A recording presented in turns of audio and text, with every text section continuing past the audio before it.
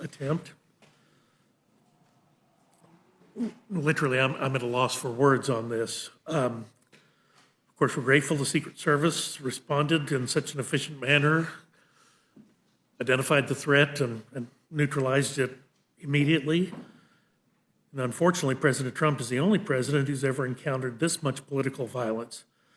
The Biden-Harris administration continues to vilify President Trump by calling him a threat to democracy, prompting political violence against him. Not one, but two assassination attempts. This must stop, and I hope that the temperature of the rhetoric is lowered, and this latest example of unacceptable political violence never reoccurs. But over the past 4 years, President Biden, Vice Presidents Harris, and congressional Democrats have enacted an agenda that has made the cost of living skyrocket and made it harder to save for retirement. It's weakened our standing on the world stage and injected woke politics into nearly every aspect of our lives. Beginning with the American Rescue Plan, followed by the failed Build Back Better, and then the laughably named Inflation Reduction Act, the Biden-Harris administration and their allies in Congress have attempted to shape this country according to a vision articulated by their extreme left flank. But that's not the entire story. Federal agencies under the Biden-Harris administration have, at the same time, undertaken a similar extremist posture towards the federal regulatory regime, injecting woke policy into federal agencies and how they interact with the American people. The results have been devastating. I don't think I need to tell anyone on this committee that the American families are being squeezed by rising costs across the board. It is increasingly harder to succeed, whether you're in small business, a family, or even a student in this country under the current Democratic rule. That is why today the Rules Committee will consider a variety of measures that break down some of the most egregious examples of woke lawmaking and the regulatory regime of the past few years. Whether it's forcing unrelated far-left policies on our financial markets or retirement plans, whether it's openly disregarding immigration law, whether it's eliminating consumer choice in the marketplace or appeasing radical extremists at the behest of our greatest geopolitical allies, each of these bills addresses a problem that should never have happened. But the Biden-Harris administration and its allies created these problems that no one asked for. These bills bring sense to what has basically been nonsensical. Today, House Republicans are standing against the Biden-Harris administration and ensuring that American homes are safe, their retirement funds are secure, and that the funds that they entrust to us, the taxpayer funds that are entrusted to us, are spent wisely. People want their consumer choices protected. They want their First Amendment rights unquestioned. Each of the bills before us today addresses these important issues. In particular, I want to highlight two bills that are of particular importance to my home state of Texas. The first of which, the Violence Against Women by Illegal Aliens Act, makes it crystal clear that U.S. law that illegal aliens who commit domestic violence are both deportable and inadmissible in this country. Such an individual is already abusing of deliberate lax enforcement of the United States immigration law on account of the Biden administration and the border czar. This bill ensures that the same lax enforcement does not extend to criminal domestic conduct. Speaking of lax enforcement, the No Bailout for Sanctuary Cities Act makes it clear that no state or local government, such as San Francisco, that refuses to assist federal immigration officials in enforcing the law, they're now going to be ineligible for federal funds to assist illegal aliens. These local jurisdictions, otherwise known as sanctuary cities, made the conscious choice to disregard federal immigration law. They should not be incentivized by receiving federal funds in order to do this. The No Bailout for Sanctuary Cities Act eliminates this perverse incentive to hold these cities accountable for their conscious choice. So I suspect we'll have a lively discussion today, and I look forward to it. I would like to yield to my ranking member, Mr. McGovern, for any comments that he wishes to make. Well, thank you, Mr. Chairman. And before we dive into today's meeting, since you raised the issue, I want to reiterate that there is no place, absolutely no place in this country for threats of political violence, no matter who it is directed at. And I have to say that I am so disappointed because while Democrats condemn what happened this weekend, I'm disgusted by what happened in Florida. But I've heard nothing from Republicans about the political violence being incited by Donald Trump and his running mate against the people of Springfield, Ohio. The children of Springfield, Ohio. 33 separate bomb threats. Hospitals, schools, city employees targeted. Kids evacuated. Parents scared for their safety. Kids scared out of their minds because of what was said by the former president and his running mate. These are kids. These aren't presidents or former presidents. These are kids. 18 schools are now under police protection. The Republican governor of Ohio had to call in the state police.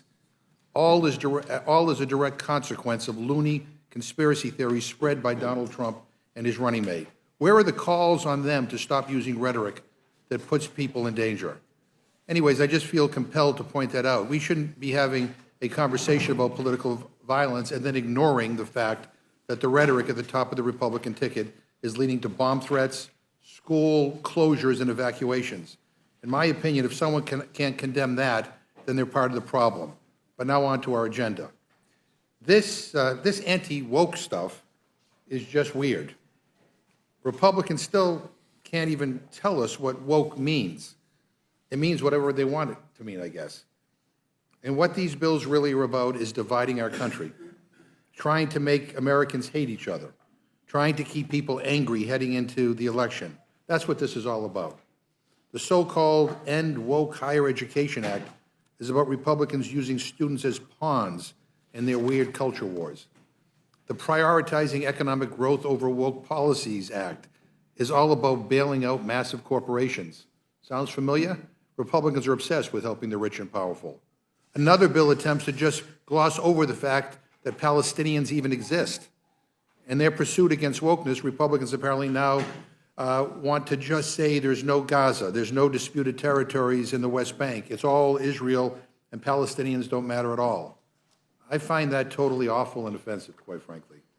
Another bill to target diversity, equity, and inclusion. I'm not sure which one of those words they're against. Probably all three, if I had to guess. More bills to divide us.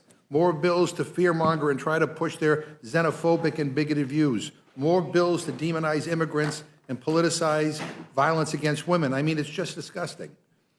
Especially considering that at one point, a majority of the Republican conference voted against extending the Violence Against Women Act. And now they have the nerve to come here and talk about violence against women? And of course, more bills to undermine and gut our nation's environmental laws, allowing more CO2 to get dumped into the atmosphere so corporate interests can make a buck. But they could care less about clean air or clean water. Look, here's the deal. Their weird obsession with woke, it's all cover. They want to use this culture war BS to distract from their Project 2025 agenda, distract from their burning desire to ban abortion nationwide, and distract from their Wall Street giveaways to billionaires and big banks. I mean, none of this is a surprise. They have the weirdest, wackiest, most extreme people in the country telling them what bills to bring to the floor. They are obsessed with controlling people, telling people what to do, and using woke this and woke that as a cover for their dystopian vision for what they want to turn this country into. It's horrific, and these bills are a total waste of time. This is a pathetic embarrassment. You know, rather than anti-woke week, Republicans ought to wake the hell up and do the people's business. And with that, Mr. Chairman, I yield back. Gentleman yields back. The chair thanks the gentleman. Without objection, any prepared statements that our witnesses have will be included in the record. I want to welcome our first panel, Representative Tenney of New York, to the witness table. Representative Tenney, I welcome your testimony. Thank you, Mr. Chairman. Thank you to the ranking member as well. And just thank you also for calling today's rules meeting and for including H.R. 5179, the Anti-BDS Labeling Act in this week's rule. The Anti-BDS Labeling Act would codify the Trump administration's 2020 U.S. Customs and Border Protection rule entitled Country of Origin Marking of Products from the West Bank and Gaza. In 1997, the Palestinian Authority requested that the U.S. require all goods made in Judea and Samaria and Gaza to be labeled as made in the West Bank or Gaza. This not only recognized Judea and Samaria and Gaza as one territorial unit, which is inaccurate, but also failed to recognize that different areas of Judea and Samaria are governed by Israel and the Palestinian Authority. The Trump administration rule required goods made in Area C of Judea and Samaria, which is fully controlled by Israel under the Oslo Accords, to be labeled as made in Israel. Under this rule, goods made in the Palestinian Authority-controlled areas A and B of Judea and Samaria to be labeled as made in West Bank. This rule appropriately recognizes the different governing authorities of various areas of Judea and Samaria, as well as ensuring that Gaza and Judea and Samaria are recognized as two different political areas.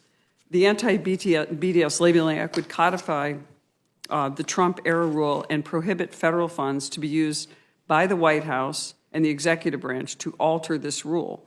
For years, the boycott, divestment, and sanctions, so-called BDS movement, has sought to cripple the Israeli economy and impoverish individuals living in Israeli-controlled areas of Judea and Samaria and Israel at large. The BDS movement has long targeted goods made in Israeli-controlled areas of Judea and Samaria, sometimes referred to by anti-Israel advocates as the occupied West Bank.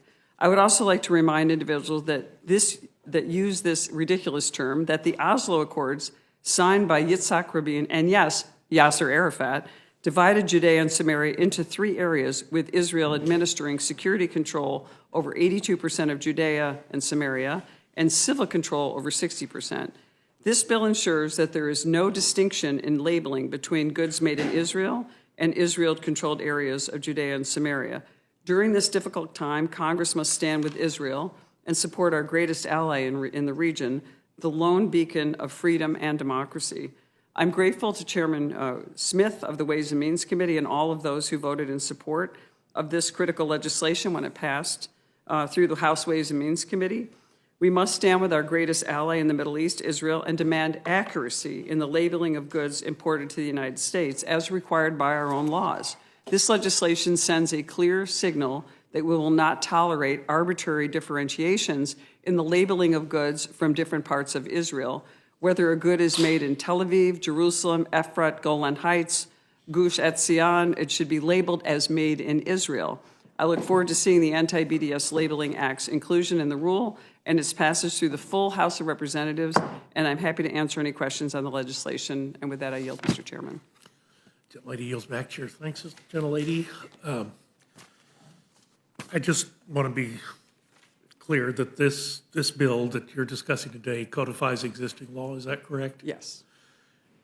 Is there any reason to expect that this would in any way impair the administration's ability to continue negotiations in the region? I mean, it is Absolutely not. existing law, correct? No, it's just existing law.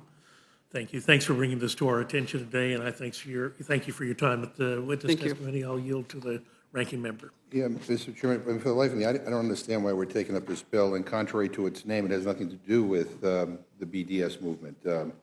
On his way out the door on November 19, 2020, after the presidential election was over, then Secretary Mike Pompeo changed the rules regarding country of origin label for Israel, the West Bank, and Gaza so that goods made in illegal Israeli settlements in the West Bank could be labeled made in Israel. It's no surprise that President Biden overturned this rule when he came into when he came into office.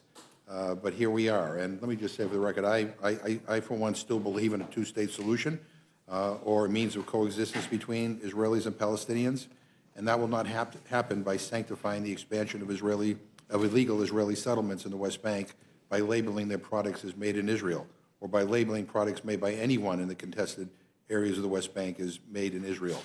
I don't think this helps at all if we're interested in trying to bring calm and peace in the region as we speak. I also want to just read a brief statement from Earl Blumenauer, the ranking member, who writes in, who was supposed to testify here today but couldn't make it. He said he expresses his opposition to H.R. 5179. And he says this legislation impairs the Biden administration's ability to pursue a viable two-state solution. He says that H.R. 5179 codifies a policy set forth by the Trump administration, marking goods produced in Area C of the West Bank as made in Israel, requires an act of Congress to repeal this authority, and ensures that no funds can be used for the Department of State to modify this policy. This interferes with the State Department's ability to carry out foreign policy priorities, including supporting a two-state solution. It does not provide the needed flexibility to achieve these goals. The State Department has identified policy flexibility as critical to ensuring both peace and security for Israelis and the Palestinians. This legislation does nothing to address the conflict in the region and is inconsistent with foreign policy goals. I urge you not to move it to the floor of the House of Representatives. Sincerely, Earl Blumenauer was a member of the Ways and Means Committee. And so I don't have anything more to say. I don't think this is going to ever make it to the President's desk, but I just wanted to enter that into the record. I yield back. Chair thanks the gentleman. Gentleman yields back. The gentlelady from Minnesota is recognized. Thank you very much, Mr. Chair. Thank you, Ms. Tenney, for bringing this forward. I appreciate being able to stand with our allies, with our most important allies in the Mideast, Israel. And so I appreciate you bringing this forward, because we need to be doing things like this in order to make sure they understand that we are standing with them. And I do have to just comment. I came in just as the ranking member started his opening statement, and I apologize for being a couple of minutes late, but I was concerned what I did here, because you're throwing out a lot of accusations about what Republicans are doing, and I think we are getting very close to the questioning people's motives, and what you're saying is just incredible. And I'll yield. Yeah, what specifically did I say that you object to? I mean, Ranking member, there was all kinds of accusations, and I didn't have a chance to write them all down, but there was all kinds of things about our motivation, how we're trying to control people, as I recall. I'm trying to recall. Oh, in this anti-woke agenda, yeah. But yeah, you were controlling people, and there was all kinds of accusations in that opening statement. And I would just say, I appreciate that you're opposing the legislation that we're putting forward, but all of very little of what you had to say actually, has to do with the legislation in front of us. You were talking about how we're trying to ban all abortions. You're talking about all kinds of things like that in your opening statement. And I wish I would have taken better notes so that I would have exact things. But if you have a prepared statement, I'll circle it for you. What I found concerning. But I just think that we really need. We're in the Rules Committee, and we are looking at these pieces of legislation. We need to, not go off onto all of the accusations and the things that you were talking about in your opening statement, and look at the legislation in front of us. But I do thank Ms. Tenney for bringing this legislation forward. And unless you have something else you wanted to add, Ranking Member? No, I stand by everything I said. I'm really frightened of Project 2025. I'm frightened of some of the legislation that we're bringing to the floor. And again, I would just say that, the government's about to shut down in a week. And rather than working to keep the government open, we're doing this. I mean, I don't know, maybe our priorities are different, but I actually think that we have a responsibility to make sure the government doesn't shut down. And that's not what we're doing today. So I am frustrated by the priorities of this majority, and I don't think we share the same values. If these are the most important things to bring up at this very important moment. And Ranking Member, that is a perfect example. We don't share the same values. Somehow degrading what anyone else in the place believes is an issue, and it does not make it. It does not make it a place where anyone wants to negotiate or talk to others, because you continue to just throw out these accusations of all of these horrible things. And with that, Mr. Chair, I'm going to yield back unless, because the Ranking Member has accused me of cutting him off repeatedly in the committee. So I would offer him another opportunity. But you just continue to choose words that create more angst than anything else. Well, I would just simply say to the gentlelady that, for example, we don't share the same views on women's reproductive rights. And, you know, I believe that abortion ought to be legal and safe for women. Many of my friends have a different point of view. That's when we don't share the same values. That's what I'm talking about. I mean, we have a fundamental difference. And, you know, and I think, you know, the differences are pretty significant. That's just one example. But in any event, that's what I meant by that. But almost every opening statement that I hear from you gets very, very close to really, you know, to questioning our motives and questioning, you know, what we believe and everything instead of, and it's full of accusations and continues to be. But, and I know the chair would probably like to move on, but I do have to point out when those opening statements get so out of line that that I feel like you need to be called on. It's what I believe. It's what I believe. Thank you. I yield back, Mr. Chair. All parties have yielded back. The chair is now pleased to recognize the gentlelady from Pennsylvania, Ms. Scanlon, for her questions to the witness. Thank you, Mr. Chairman. And unfortunately, I do share the ranking member's frustration that we are days away from a government shutdown and there is no plausible solution in sight. And instead, we're considering another raft of bills that are going nowhere except to stir up trouble. You know, the 118th Congress is almost over, and at the rate this Congress is going, the whole country is just going to breathe a sigh of relief. Despite having the opportunity and the privilege to move legislation for the good of the country for almost 2 years, our Republican colleagues have accomplished almost nothing. They've flirted repeatedly with government shutdowns and throwing the U.S. economy into chaos, engaged in weeks of inter-party disputes, even ousting their own speaker, and repeatedly reneged on bipartisan bills, including important appropriations and immigration bills. So what they've excelled at is bickering with each other, pushing culture wars, and failing to even make a pretense at working across the aisle. As we begin this session week, our colleagues have teed up another roster of culture war bills as part of the same old partisan playbook, half-baked bills designed to pick fights, not solve problems. Today, we see our Republican colleagues trying to make their war on woke happen again, with bills attacking colleges and universities, businesses, investors, and retirement fund managers, all of whom they've deemed, quote unquote, too woke and therefore in need of government regulation. For all their talk of small government and individual liberty, House Republicans are increasingly trying to use the full weight of the federal government to tell Americans what they can and cannot do, whether in their investment decisions, their colleges and universities, or their doctor's offices.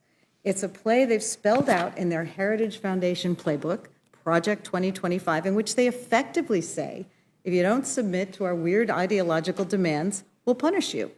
And as a result, we see a singularly unproductive Congress, members who are united only by anger and frustration, and Congress being weaponized by our Republican colleagues as a bullhorn for grievances, conspiracy theories, and negativity.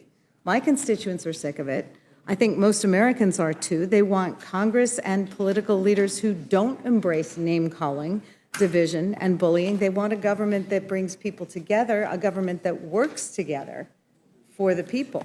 So rather than wasting time on these divisive, dead-end bills, Congress needs to pass legislation to fund the government. Funding expires in just a few days. In the time we have left, our only real option is to pass a short-term, clean continuing resolution. House Republicans need to bring a clean CR to the floor now, and anything else is wishful thinking. I yield back. Gentlelady yields back. The chair recognizes the gentleman from South Carolina, Mr. Norman, for questions. Mr. McGovern, you know, you do, as Michelle mentioned, you open each one of our hearings with all these partisan comments. But the one that took the cake today was you mentioned the children that were killed in Gaza. I think was that who you were referring to? What children were you referring to? The children in Ohio who are scared out of their minds because of the threats that are going to their schools. Okay. That's what I was talking about. What about the children, the 300,000+ that have come over the border unaccompanied, that we have no idea where they are? That's 4 football stadiums. Where's the empathy for them? During the invasion at the border, you've said nothing while this administration has violated the Constitution. Where's your empathy for the children?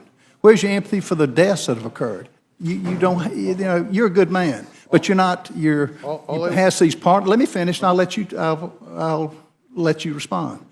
But making the comments about having empathy for the children in Ohio? Yeah.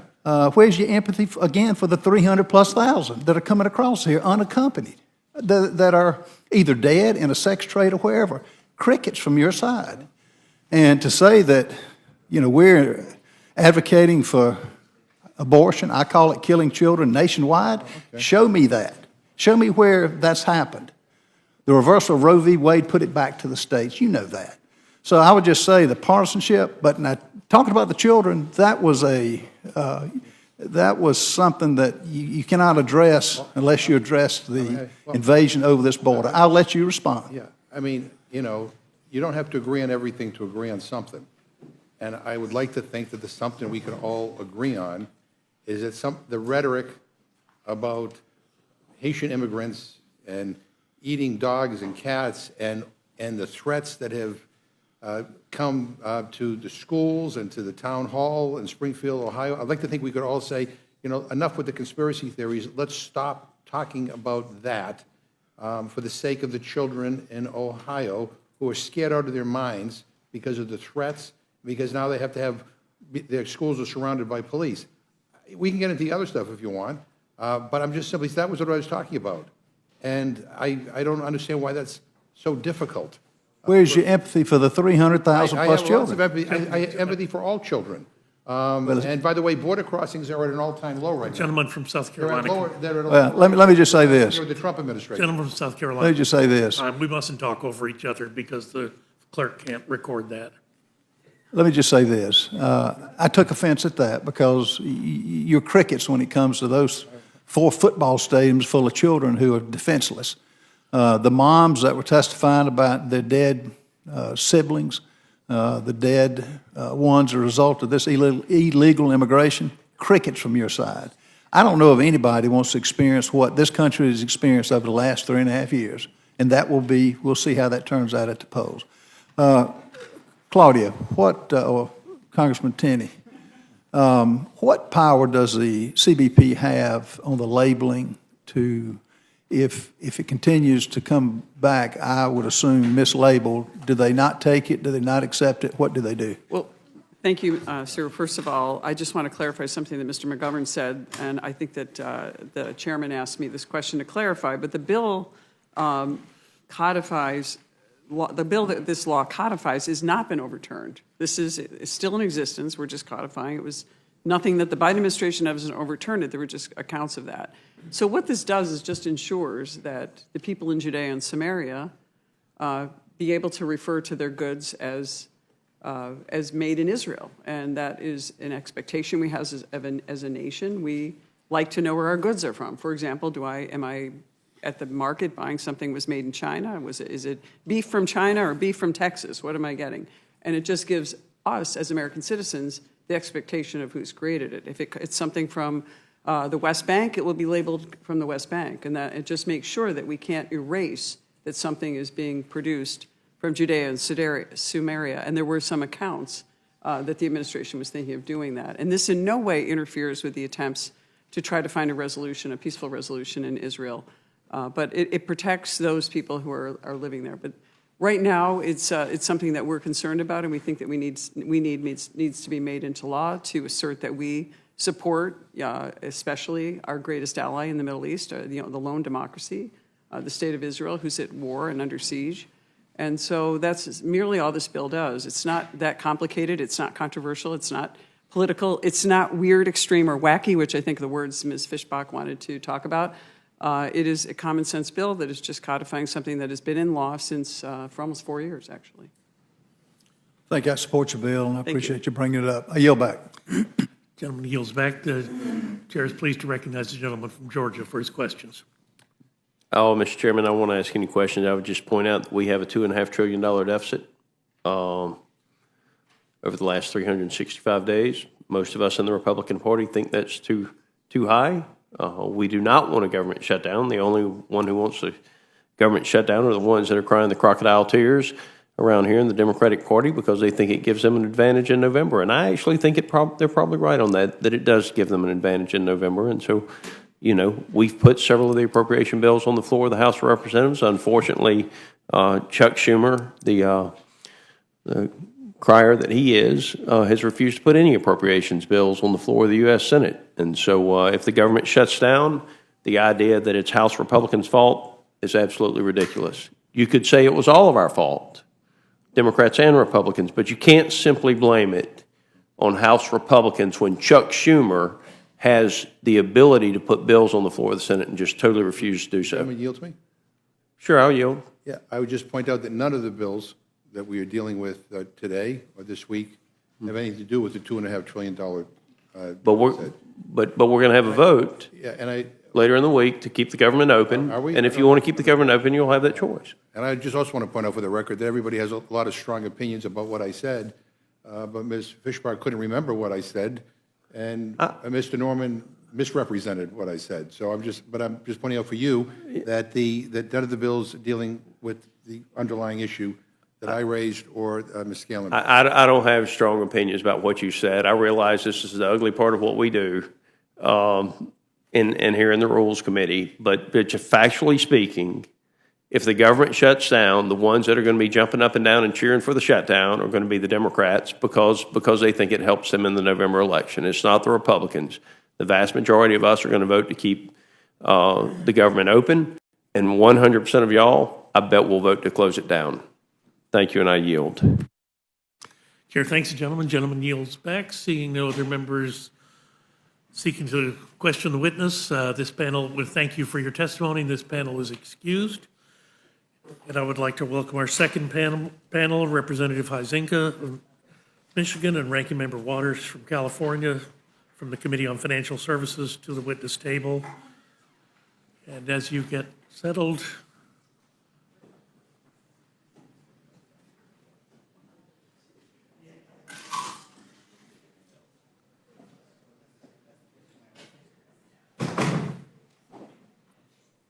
Representative Huizenga, we welcome your testimony. Well, thank you, Chairman Burgess, Ranking Member McGovern, and members of the Rules Committee. I appreciate the opportunity to testify on H.R. 4790, the Promoting Economic Growth Over Woke Policies Act. To ensure our financial system remains the envy of the world, we must promote sensible policies that encourage innovation, improve access to investment opportunities, and foster economic growth. That means Congress and financial regulators must balance policies that promote a vibrant financial system and a capital formation with those that protect investors and consumers. However, under the Biden-Harris administration, supposedly independent agencies have been hijacked to push through a very partisan environmental, social, and governance, or ESG, agenda, reversing long-standing efforts to keep politics out of the financial system regulations. Unelected bureaucrats have hijacked and overhauled the public company shareholder proxy process, adopted rules and guidance that exceed their statutory authority, redefined the materiality standard, which has been a legal precedent for decades, and ceded authority over American financial regulation to global governance bodies. In other words, rogue regulators are forcing companies to waste their limited time and resources on ESG mandates that have little to do with a firm's financial performance, and in fact, an ignored fact that is oftentimes glossed over is that these companies, by law, must disclose material information, otherwise they are literally breaking the law. Now, does that make sense? Who does it benefit? It certainly doesn't benefit our banking system or capital markets, nor does it help consumers, workers, job creators, everyday investors, or retirement savers. That's why House Republicans are fighting back with H.R. 4790, the Promoting Economic Growth Over Woke Policies Act. This bill is almost 2 years in the making and is a product of a collaborative process that included nearly every single Republican on the Financial Services Committee. Last February, Chairman McHenry formed the committee's ESG working group for the Republicans, which I am honored to lead. Through numerous meetings with stakeholders, the working group developed an interim report, which was released last June, a year ago in June, and a final report was released just in August. Committee Republicans drafted dozens of bills to address the risks posed by the ESG agenda, which are outlined in the working group's reports. These efforts culminated in a markup of 4 legislative packages in the Financial Services Committee, including my bill called the Guardrail Act, Congressman Stiles' Protecting Retirement Savings from Politics Act, Congressman Norman's Business Over Activists Act, and Congressman Loudermilk's America First Act. Those bills were combined into the Promoting Economic Growth Over Woke Policies Act, which is part of the rule being considered here today. So let's recap. Under the Biden-Harris administration, rogue regulators are weaponizing independent agencies to pursue the ESG objectives of the far left at the expense of our financial system and everyday investors. Frankly, Mr. Chairman, they know they can't get those rule changes through the legislative process, so they have been trying to use their own authority and power. And they've been losing at the court level on a number of those attempts. But this includes abandoning the materiality standard, which has been a pillar of our securities laws for decades and a key contributor to the dominance of American capital markets. The proxy advisor duopoly and large asset managers are abusing their outsized market influence to force left-wing political views on public companies rather than aligning their shareholder voting with financial interests of investors and the economic goals that they have. An alliance of left-wing activists, unaccountable global governance organizations, and politicized Biden-Harris regulators are weaponizing the U.S. regulatory framework governing American financial institutions to inject radical ESG initiatives to the detriment of consumers and our banking system. That's why H.R. 4790 is so essential. It will, 1, prevent regulatory overreach. 2, restore the materiality standard, a key part of this. 3, reform the SEC's proxy voting process. 4, hold large proxy advisory firms accountable. 5, block regulators from injecting ESG initiatives into our financial system. And finally, reassert sovereignty over American financial regulation. So with the Promoting Economic Growth Over Woke Policies Act, House Republicans are taking action to protect the financial system, workers, job creators, and everyday investors from the radical ESG initiatives that put left-wing politics and their goals above the American prosperity. So thank you for allowing me to testify, and I yield back.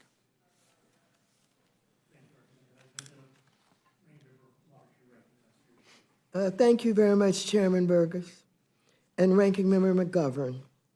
Even though a government shutdown looms ahead of us, which would cause harm to small businesses, our capital markets, and our economy, here we are instead prioritizing MAGA culture wars at the expense of economic growth and stability.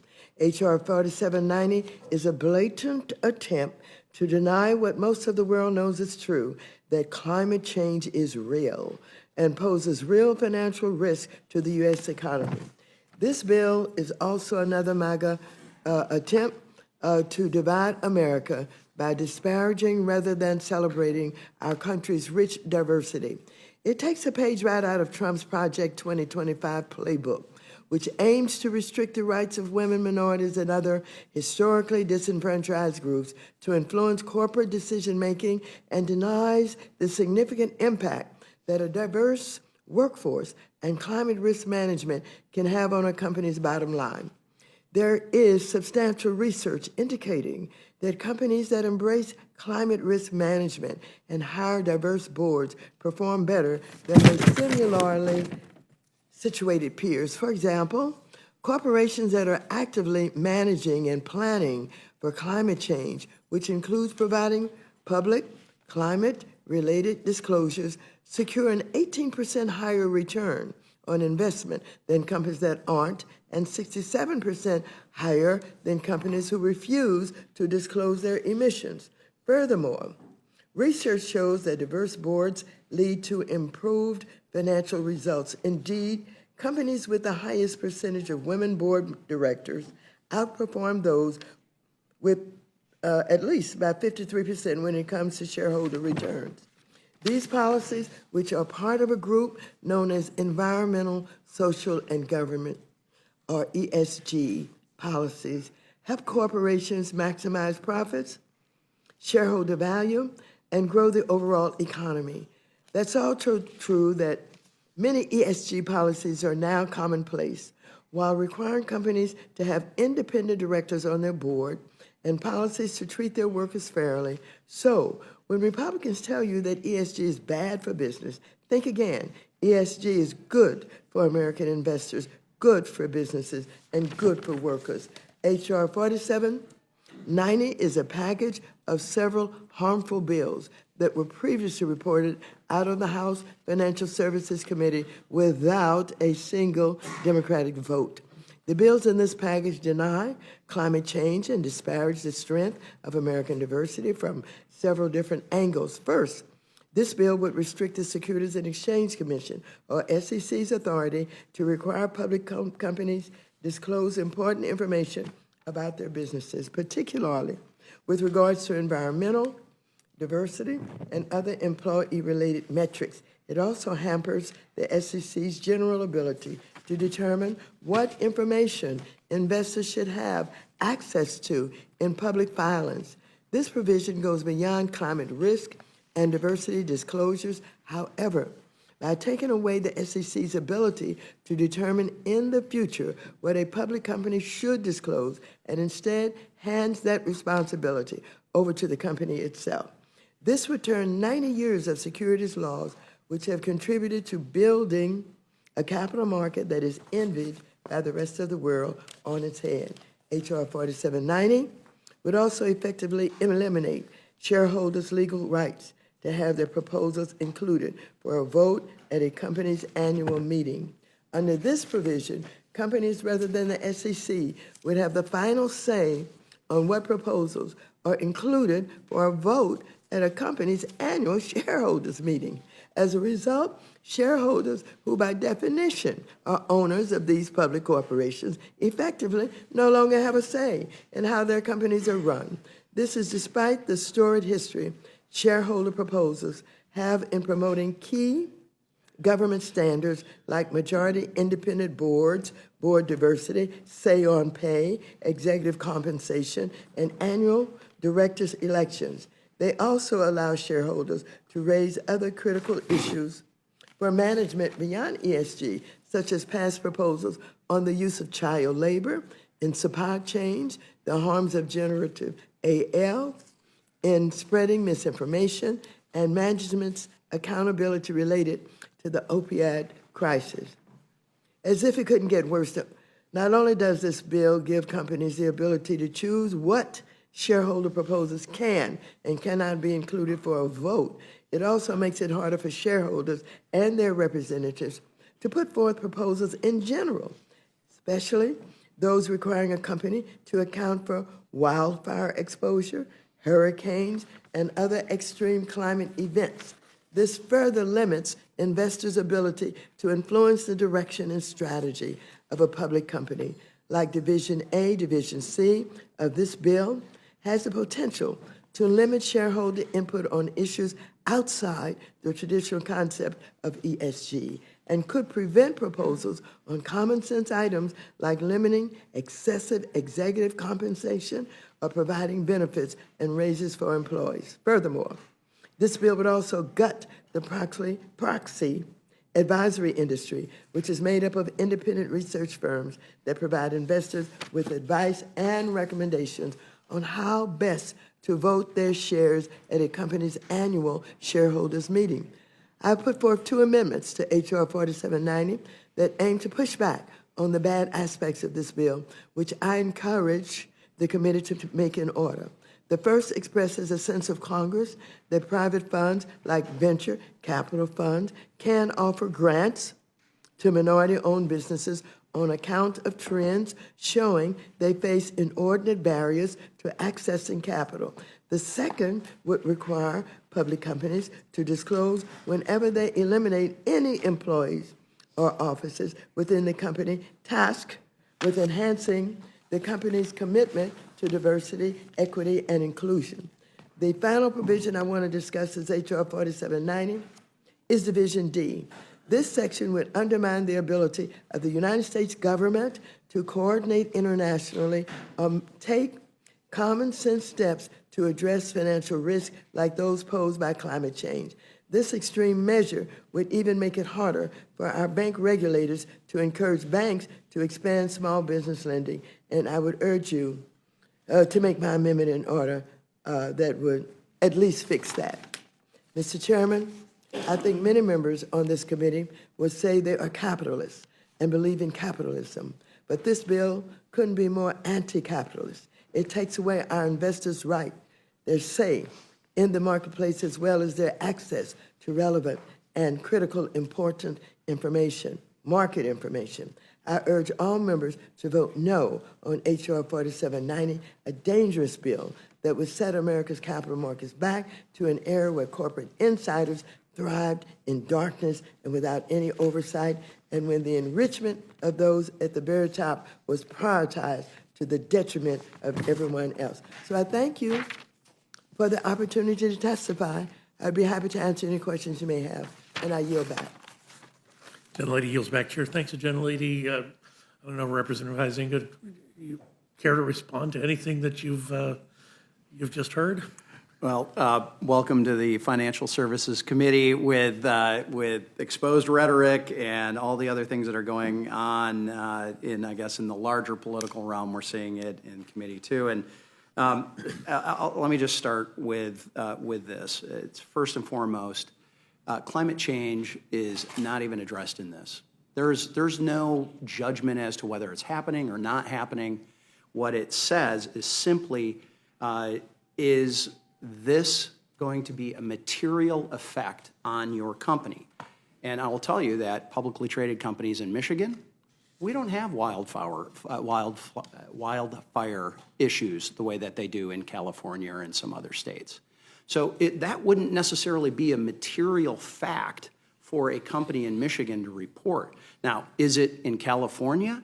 Absolutely.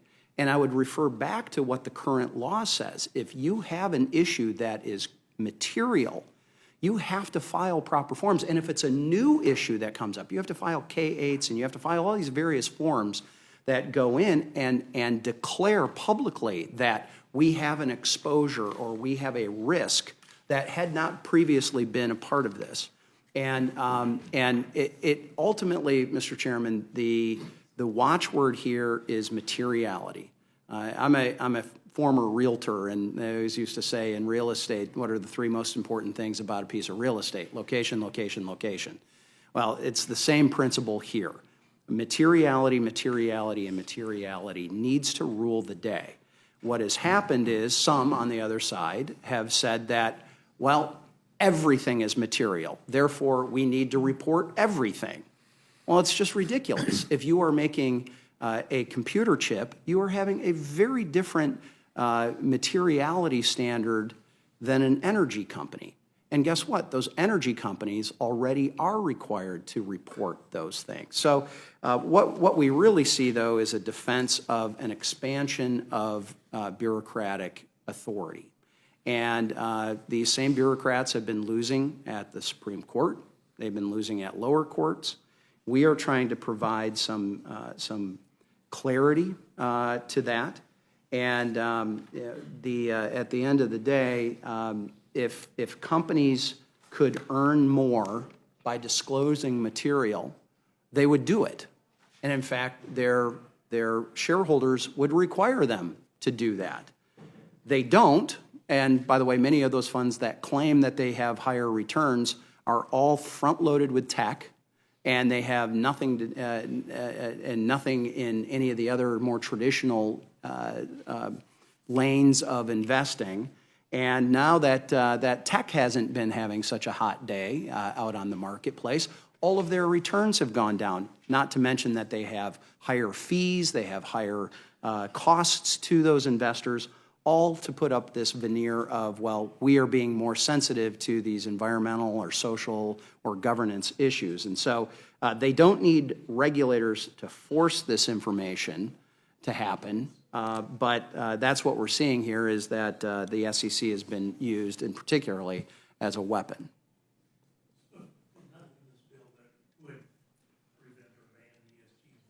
No, absolutely not. In fact, I've been having a series of conversations with those large asset investors and their management teams, and sometimes the head of those and those that invest into those. And I have said to every single one of them, and this is our policy, speaking on behalf of, and Mr. Norman can inject if he sees me out of bounds at all on this, but I believe every single Republican on the committee would say, if you as an investor, institutional investor, CalPERS, or individual investor, you want to go in and knowingly and in a transparent way say, I'm willing to take a lower return on my investment so that I can feel better about my investment. I don't want to invest in an energy company, or I don't want to invest in X, Y, or Z particular issue. You have the power and the ability to do that voluntarily. What has been happening is the regulators have been forcing that to happen and say, it's obvious and so obvious that we're going to pull that choice away from you. So this charge that somehow this is an anti-investor choice bill is not factual at all. In fact, it would be the opposite, where we are making sure that those companies that have material issues are forced to address them, and there's no way are they prohibited from having them. For that distinction, I think that's extremely important. Yield to the ranking member for any questions he may have.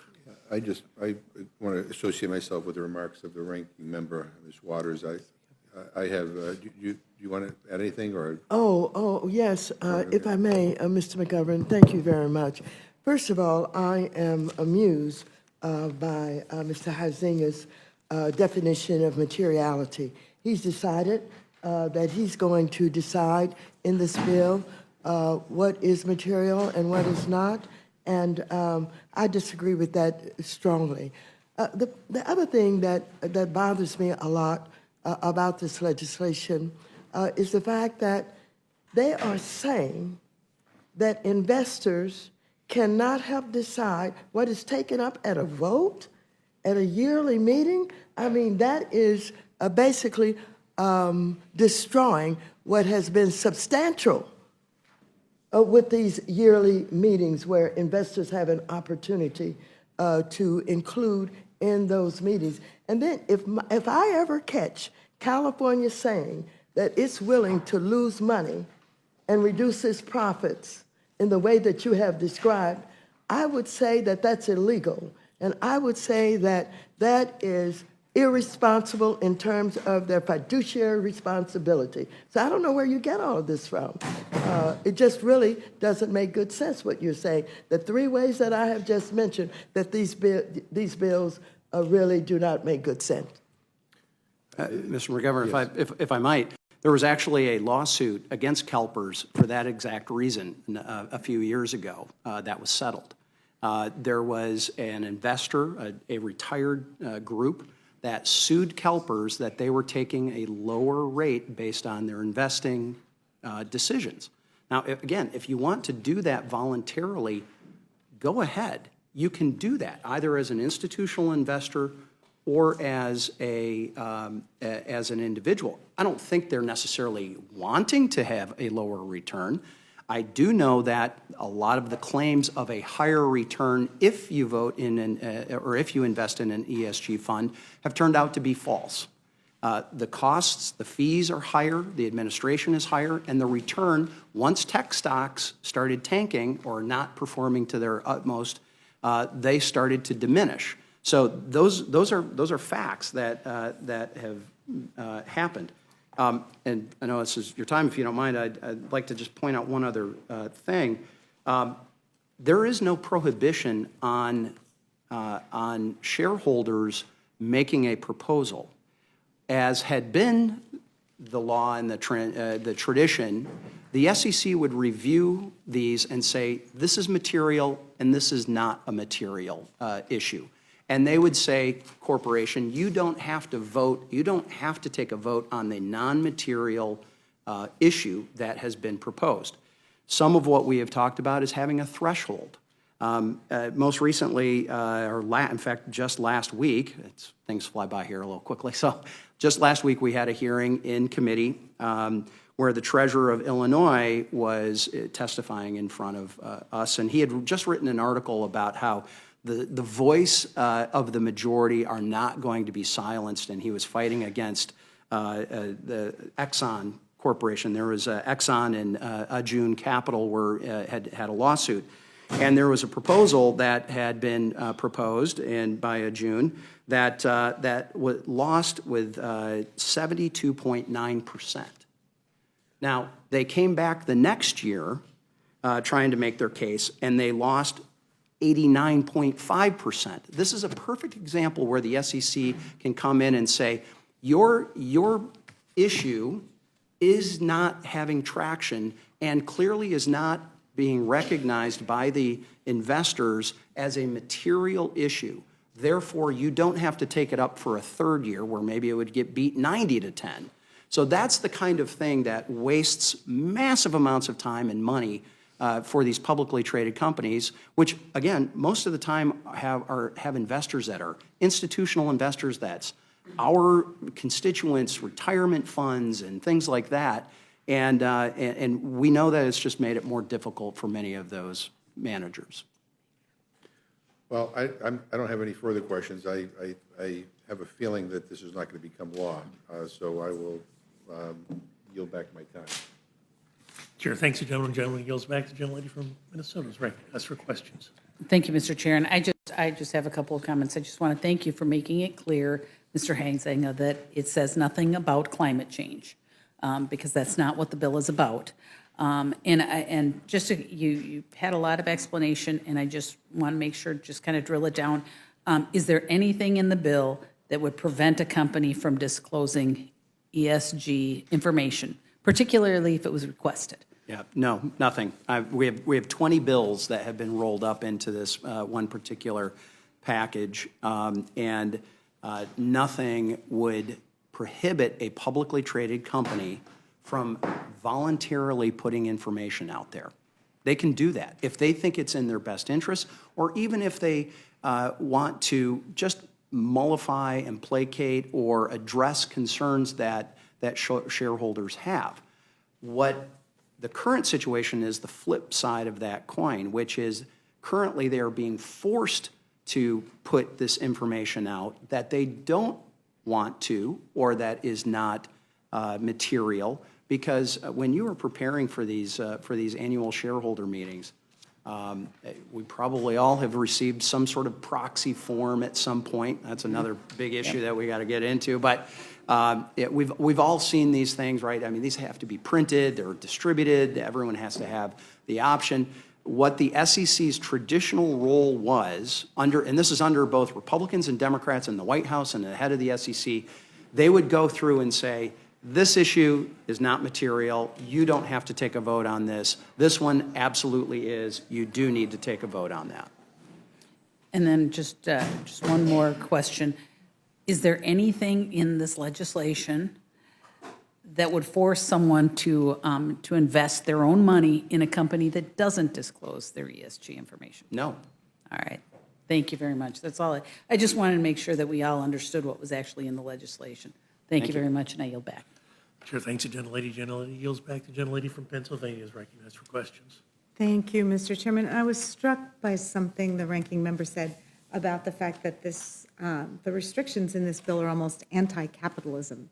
I don't think anyone can really believe that corporations decided to engage in ESG operations because they deliberately were trying to be less profitable or something. My assumption is they were responding to market forces, and in that manner, this is a result of capitalism. So I was just wondering if you could talk about that a little bit. And as I'm thinking about this, I'm thinking about an investment group in my district, the Sisters of St. Francis, who are very engaged investors, and they do seek information from the companies they invest in on things including human rights, labor rights, tobacco, the environment, impact on hunger, impact on health, and impact on gun safety. So if we have investors in the community who are interested in knowing about the social impacts of the companies they're investing in, how would this bill impact those investors? Well, that's precisely what the bill is intended to do, is to keep those voices out so that they don't have an opinion, don't have advocacy that would cause maybe other voters to agree with them. This is all about shutting down the investors who would come to, these yearly meetings or so, and have something they would want to say, particularly about ESG. Look, I mean, it's very interesting the way Mr. Hajinga talks about who does not have wildfires. This is America. We're not talking about what's good for some in these United States and what we don't care about in other parts of the country. This is about climate change, which is an international issue, and it certainly is a national issue. And because they're not like California, who have wildfires, he didn't say whether or not they have storms. He didn't say whether or not the heat is, in the 3-digit measure. He didn't say any of that. He just tried to make you believe that some states don't even have to worry about some of these so-called issues. And so I am a little bit surprised about that because, again, I say this is America. This is all of our country that's involved in these issues, maybe one way or the other.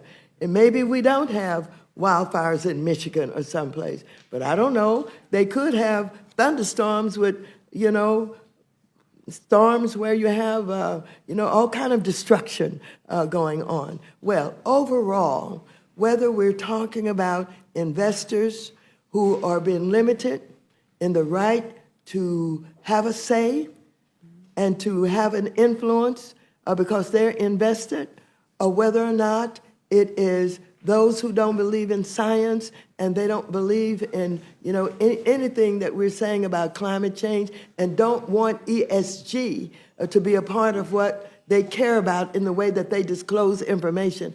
This is just a terrible bill, and this is a terrible way for those of us who care about this country, who care about the safety and security. And we're sensible enough to think about the future and what is happening based on what we see every day. We have cities now where seniors in particular and others are dying from heat. We do have wildfires that are burning up whole communities and on and on and on. And so when we take on legislation like this, simply because we have one more vote than the other side, it reminds me of some of the other things that I see going on the opposite side of the aisle. And I just wonder whether or not this movement to use their power basically undermines what the real Republican Party used to be about. The real Republican Party, not the MAGA Republican Party. The real Republican Party really did talk about, in essence, the entire country and not divide it up in ways that we don't need what you need and we don't need protections like you need protections. I'm amazed at all of this.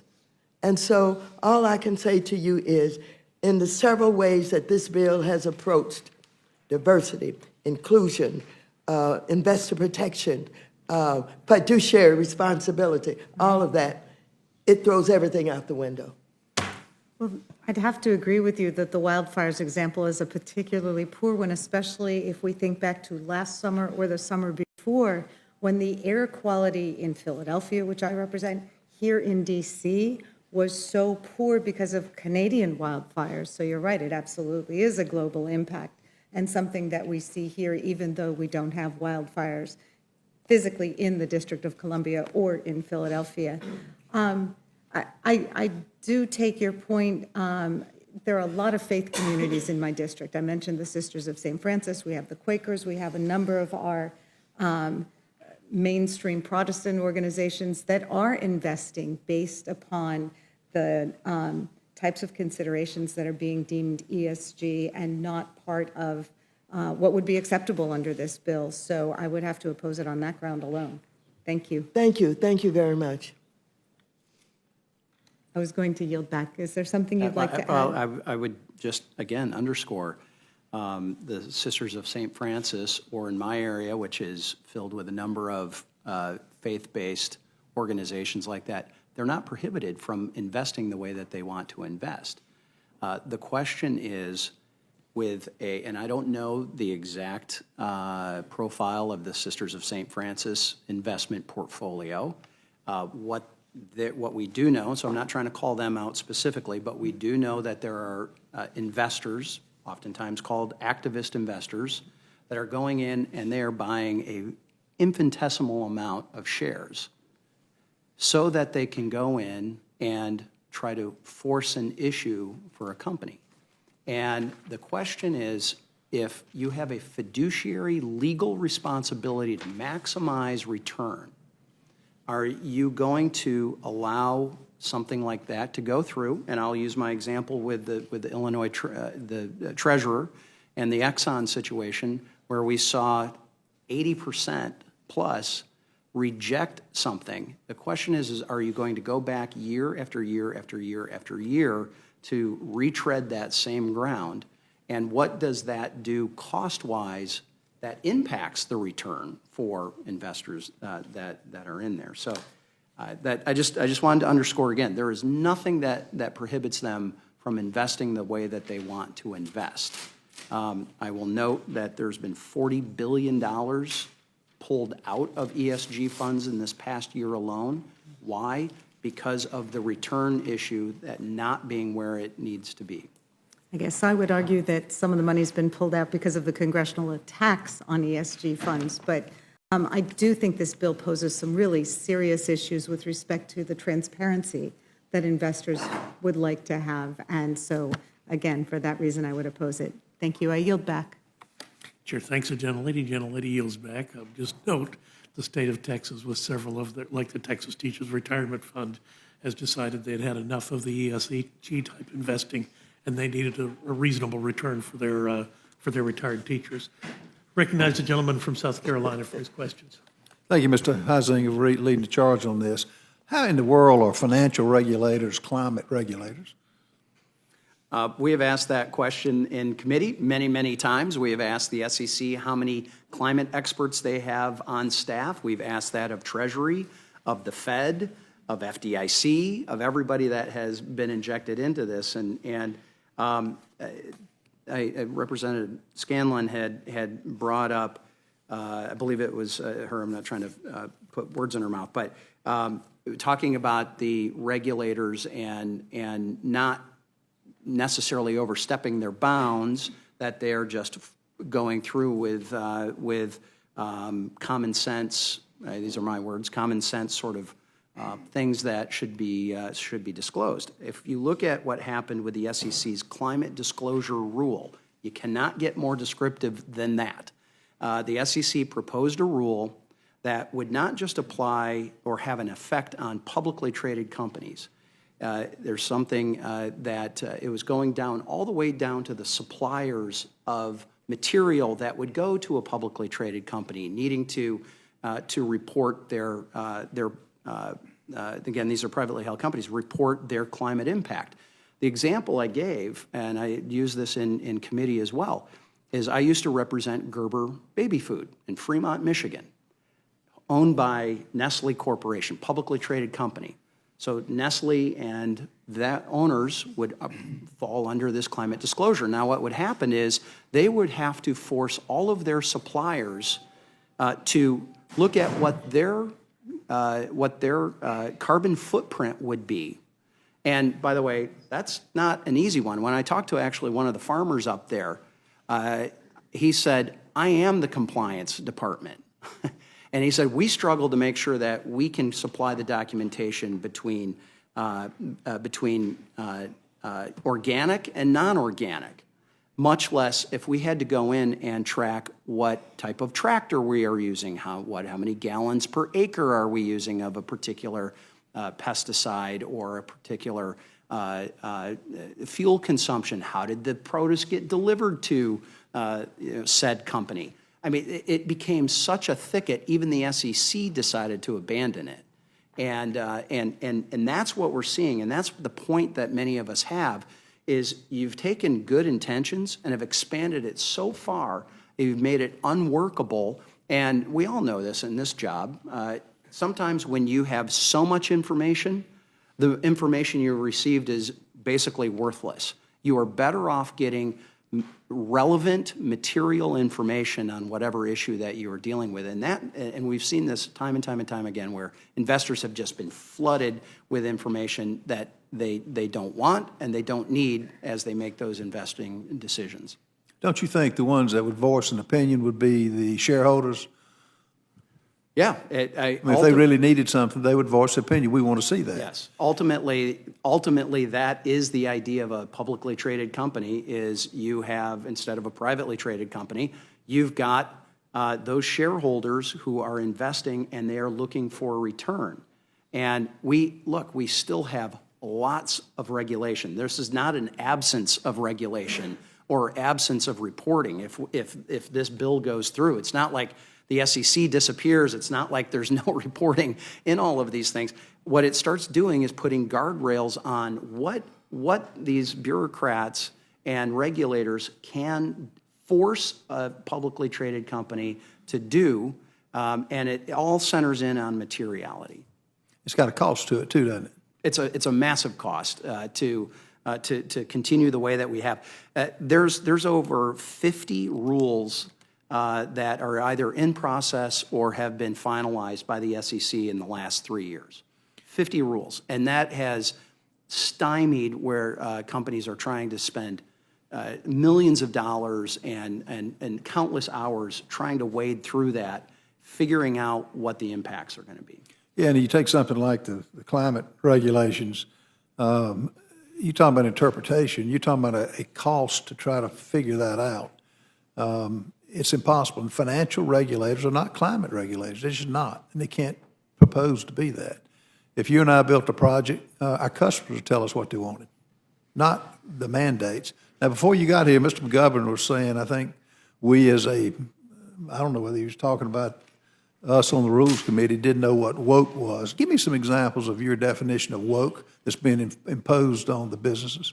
I think ultimately in this particular circumstance, it is putting social goals above investing goals. Give me an example. Well, it could be forcing a company to disclose who they do their donations to. What about gender-neutral bathrooms? That would be a woke policy. It could be that. What about pronoun badges? That would be a woke policy. And again, I just want to make a distinction. If a company wants to voluntarily do that, right, that's fine. Go ahead, knock yourself out. But when you have regulators coming in saying, no, you must do this, that's where it crosses the line. And the SEC has crossed that line in so many things they're demanding now. Countless times. And I want to point out, you've seen maybe the subtle shift. The subtle shift from this is good for the economy and we get better return and all those arguments that we hear, to when now it's, well, this is an existential threat. And that forces the government to use its power and force this onto investors so that it's going to be good for them whether they know it or not. Thank you for leading the charge on this. I yield back. Gentleman yields back, Chair. Thanks, gentlemen. Gentlelady from New Mexico is now recognized for questions. Thank you very much. And, you know, when I just look at this title, Prioritizing Economic Growth Over Woke Policies Act, woke policies. I mean, clearly that is not a financial term. Clearly, this bill is a messaging bill. This bill is really not serious. And I just want to give the ranking member, do you want to address any other matters in this bill? I will say it sort of reminds me a bit of like those monkeys, don't want to see, don't want to hear, don't want to speak. Like they do not want to know about the economic impact of climate change, of some of these things that are hitting us. And as an example, in New Mexico, we had drastic wildfires. As an example, across this country, there are wildfires, there are 100-year floods coming twice a week, there are hurricanes, there are tornadoes. And as a result, we are having a hard time getting insurers to insure, companies to insure, buildings to insure the Santa Fe Opera. The Santa Fe Opera can't get insurance. These are issues that impact businesses, that impact shareholders. Is there anything you want to say in closing, Ranking Member? First of all, Mr. Norman talked about the cost of policies that would be involved with ESG. What he does not talk about is whatever the costs are does not stop these major corporations from paying millions and millions and millions and millions and millions of dollars to the CEOs and others in the C-suite. They don't seem to be taking a loss at all. Whatever it is you think may be costing the corporation a lot more money and should not be enforced upon them, why don't you include in that, well, but let me admit that the CEOs and the C-suite is doing well. As a matter of fact, their compensation is being raised all the time. The other thing is this. When you talk, yes, please go right ahead. I'll yell. Congressman Waters, as far as executive. Actually, it's my time. You need to ask Oh, me. that's Well, right. I'm sorry. It's her time. That's right. But since Ranking Member suggested that you could ask her a question, go right ahead. Thank you, Ms. Ledger Fernandez. Do you not think that as an individual investor, you've got the choice to invest in a company that pays a CEO whatever they do when you look it up? You could object to investing and take your money elsewhere. The same way on a college football coach. You can go pay for the alumni association, but if you object to what they pay them, you can voice your opinion and take your money somewhere else. How is that not free enterprise? Well, it is freedom, but what you do not talk about is what the changes are. Oftentimes, when a CEO leaves and they're desperate to steal a CEO from another company, they raise the amount of compensation. And this happened after the investments have been done. And the investors have a right to oppose that. They have a right to come in and say, let's take this up as an issue. I do not think that this new CEO that you just hired should make millions more than the past CEO. So don't just limit it to you either can or you can't. There are circumstances that occur in business which causes one to have to look at various aspects of that business in different ways. And let me also remind you that as we're in the international, worldwide trading business, that you may have materials that are coming in, that are being purchased, that are being invested in, certain kinds of woods that are constructed and made up in such a way that they have harmful materials in the manufacturing of them. And those materials could get into the problem that investors would have by saying, look, we paid out all of this money because the materials that you purchased were dangerous, and you didn't disclose it. You didn't let us know that. You got it on the cheap. And so there's so many things to be considered. And don't laugh at those who are trying very hard to make this a safe place for all of us. You know, we have people are dying from preventable diseases caused by what's going on in the environment. And of course, I won't talk about the fires and the hurricanes and all of the rest of that. But all of this is about the growing scientific information and knowledge that we have access to that would help to make a better lifestyle and the possibility of longer life for all of us. And so this is serious business. I thank you, Mr. Norman, and you ought to yield back to Mr. Norman. I reclaim my time. You done, Mr. Norman? With that, Mr. Chair, I yield back. Gentlelady yields back the chair. Chair thanks the gentlelady.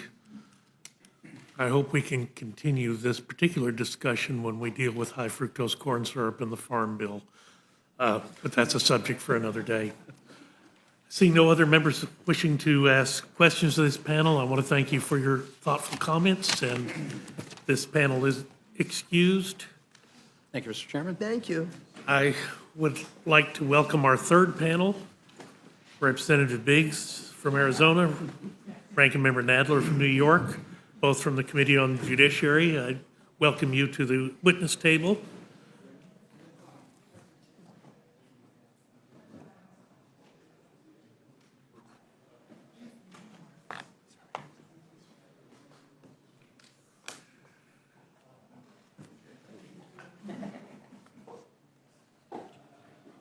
And as we complete the transition and everyone gets settled, Representative Biggs, I welcome your testimony. Thank you, Mr. Chairman. I thank all the members of the committee. Today, I'm here to testify about H.R. 5717, the No Bailout for Sanctuary Cities Act, and H.R. 7909, the Violence Against Women by Illegal Aliens Act. In 3.5 years, President Joe Biden and border czar Vice President Kamala Harris have allowed more than 8.2 million unvetted illegal aliens into the United States. At the same time that they facilitated the collapse of our southwest border, President Biden and Vice President Harris have abandoned any semblance of interior immigration enforcement. In a September 2021 memo, the Biden-Harris administration made enforcement more difficult for immigration and customs enforcement officers.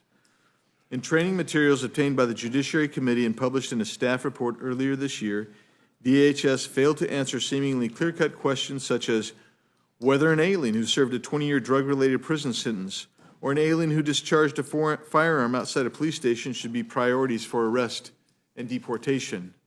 Those are the training materials required for all of ICE's enforcement personnel nationwide. And instead of making clear that ICE officers should carry out their duties to remove criminal aliens from American streets, the Biden-Harris administration instructs ICE officers to develop a full profile of a criminal alien before deciding whether to arrest someone who is in the country illegally.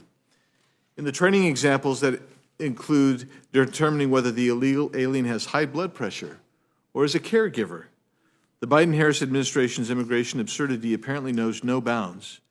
In an interview with the Judiciary Committee, a former top ICE official admitted that the Biden-Harris administration's policies have made immigration enforcement more dangerous for ICE officers, more difficult to carry out, and less efficient overall.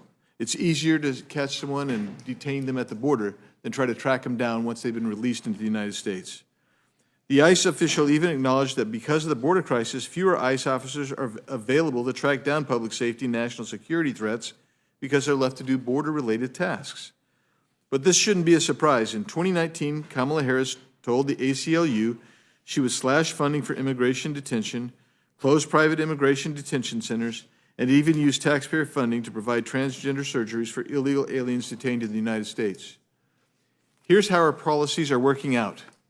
In fiscal year 2019, the Trump administration arrested aliens who accounted for 5,435 convictions and charges for family offenses. That number dropped to a mere 3,439 in fiscal year 2023 under the Biden-Harris team. That's a 36.7% decrease. In fiscal year 2019, ICE arrested aliens who were responsible for 6,650 sex offenses and 5,061 sexual assault offenses. Under the Biden administration, in fiscal year 2023, ICE arrested aliens responsible for only 5,746 sex offenses and 4,390 sexual assault offenses. Again, drops of 13% in each category. All the while, the number of illegal aliens is almost apples to oranges from 2019's comparisons to 2023, which had an exponential growth in the total number of illegal aliens brought in. These are not hypotheticals or simply just numbers. They're reality for families across the country. And they're emblematic of the Biden-Harris administration's war on women.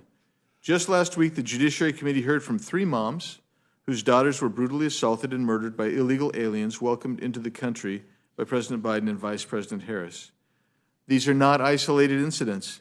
In February, an illegal alien was arrested in Alabama for allegedly raping a 14-year-old girl who could not consent to the intercourse as she was physically helpless or mentally incapacitated. In April, an illegal alien was arrested in Indiana for allegedly breaking into a Michigan mobile home park and sexually assaulting 2 young girls. In May, authorities arrested a 27-year-old illegal alien for allegedly snatching an 11-year-old girl off the street in front of her Lake Worth, Florida home and sexually assaulting her.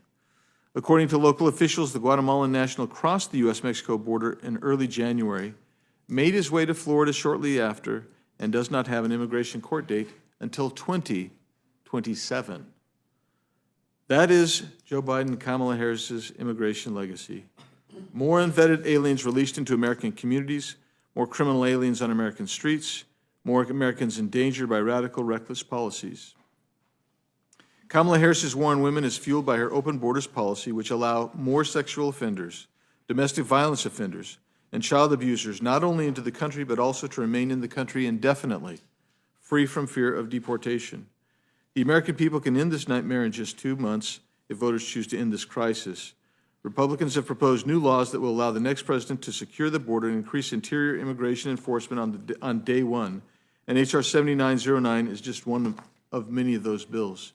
H.R. 7909 is the Violence Against Women by Illegal Aliens Act, and it makes crystal clear that illegal aliens who commit sex offenses are inadmissible to and removable from the United States. The bill also fixes a discrepancy in current immigration law by creating a ground of inadmissibility for domestic violence to mirror the existing ground of removability for the same offenses. In addition, the bill expands the current ground of inadmissibility for domestic violence by cross-referencing an existing statutory definition for sex offenses.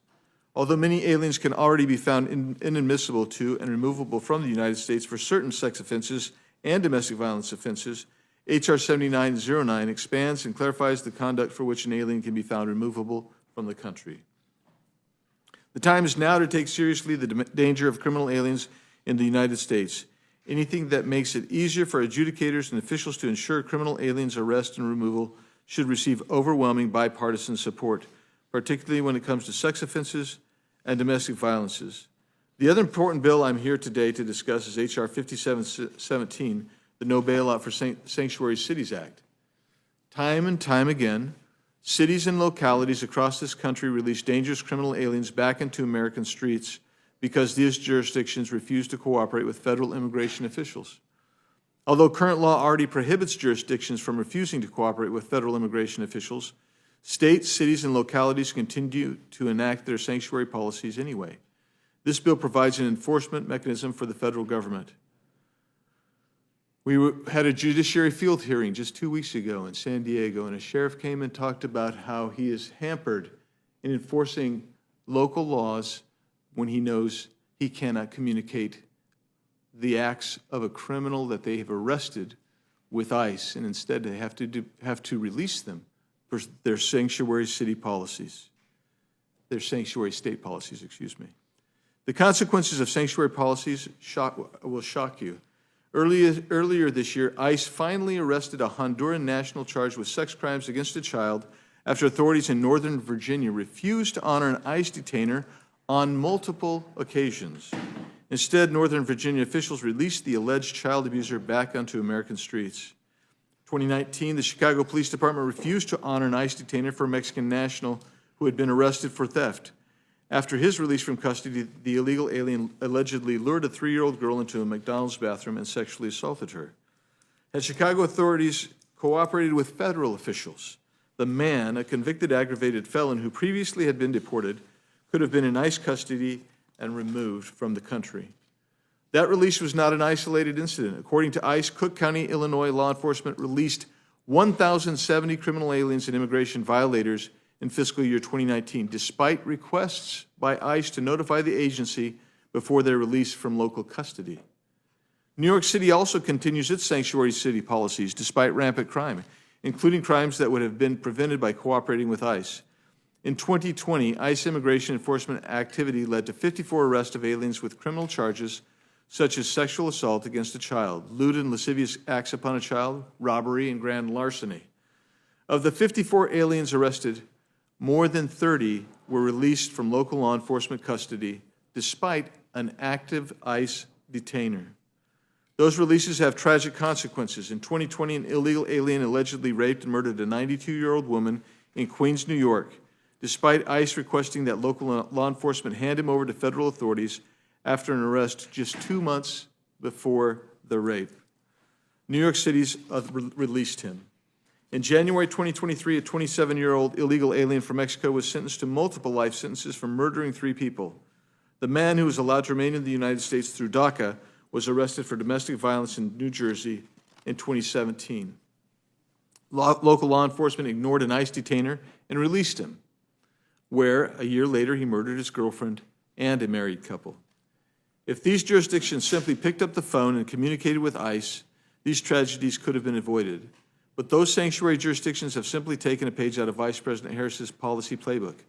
In 2019, Kamala Harris committed to ending ICE detainers, a key law enforcement tool used to ensure that dangerous illegal aliens with criminal histories are not set free on American streets. Vice President Harris has repeatedly donated to an organization that promoted sanctuary city policies. Coupled with the Biden-Harris border crisis, Democrats' sanctuary jurisdiction policies have been a nightmare for Americans. With H.R. 5717, the No Bailout for Sanctuary Cities Act, those policies can end. H.R. 5717 ensures that Americans will not foot the bill for illiberal jurisdictions' radical and unsafe sanctuary policies. The bill renders sanctuary jurisdictions ineligible to receive certain taxpayer dollars that would bankroll illegal immigration in American communities. By precluding certain federal funding to jurisdictions that prohibit or restrict their cooperation with federal immigration officials, the bill encourages sanctuary jurisdictions to end their anti-enforcement policies in favor of working with the Department of Homeland Security.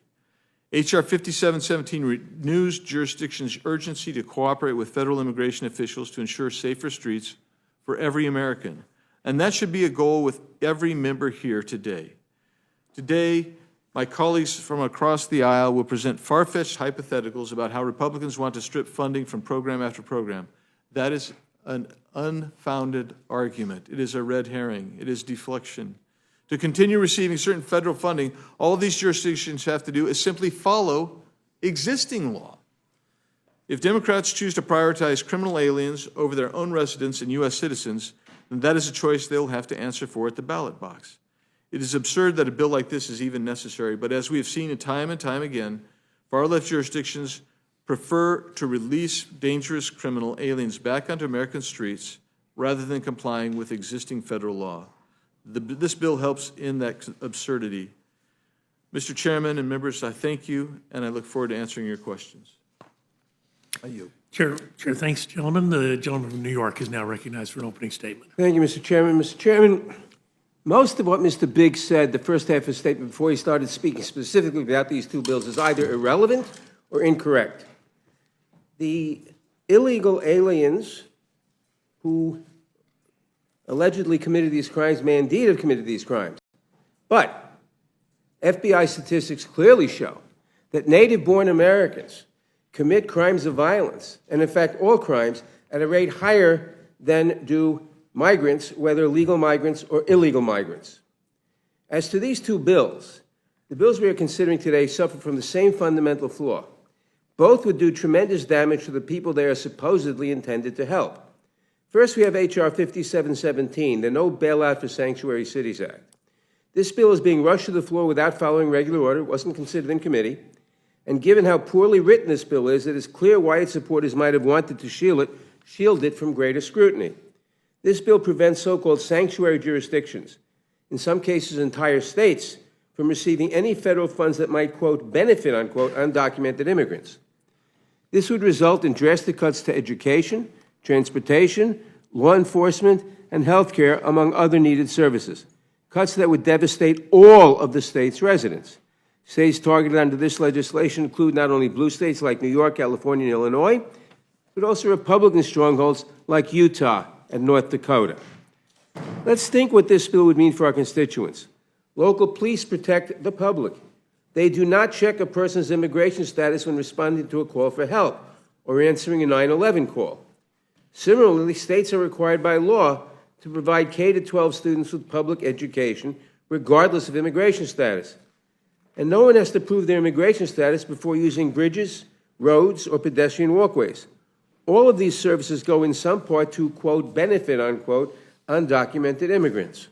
So as a result, under this bill, state and local police forces will lose millions of dollars in burn JAG grants from the Department of Justice and billions more in transportation and education funding.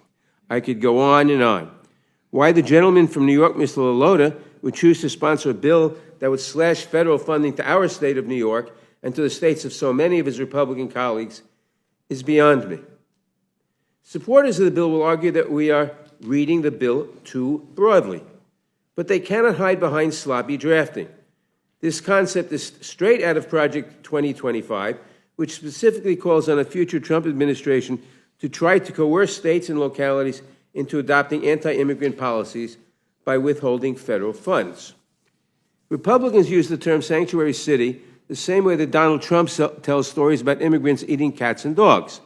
They want their constituents to be afraid of immigrants and to imply that some cities harbor criminals and refuse to comply with federal law. The truth is that in some cities, gaining the trust of immigrant communities is a key component of good policing. And you may disagree, but the answer is not to cut billions of dollars away from those states and localities. This is a dangerously overbroad bill, and members should reject it. The other bill, H.R. 7909, is also overly broad and will hurt the very population it claims to protect. Sexual offenses and domestic violence are serious crimes, and if this bill fixed some gap in current law, I would have no problem supporting it.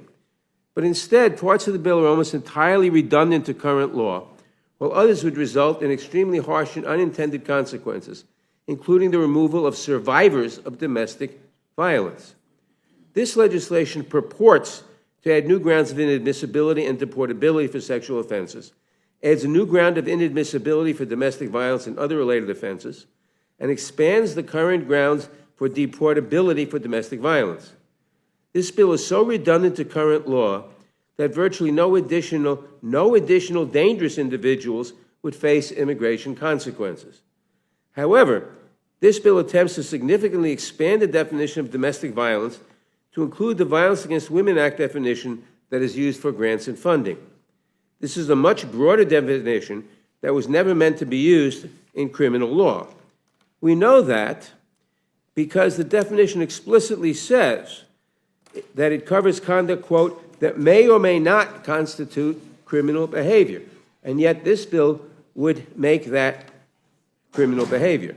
This broader VAWA-based definition sweeps in behaviors that domestic violence organizations say will implicate survivors who have used violence in self-defense or who were accused by their abusers and were either unable to defend themselves or pled guilty to avoid having to go through the court process. The bill will also make it less likely that immigrant communities will report incidents of domestic violence.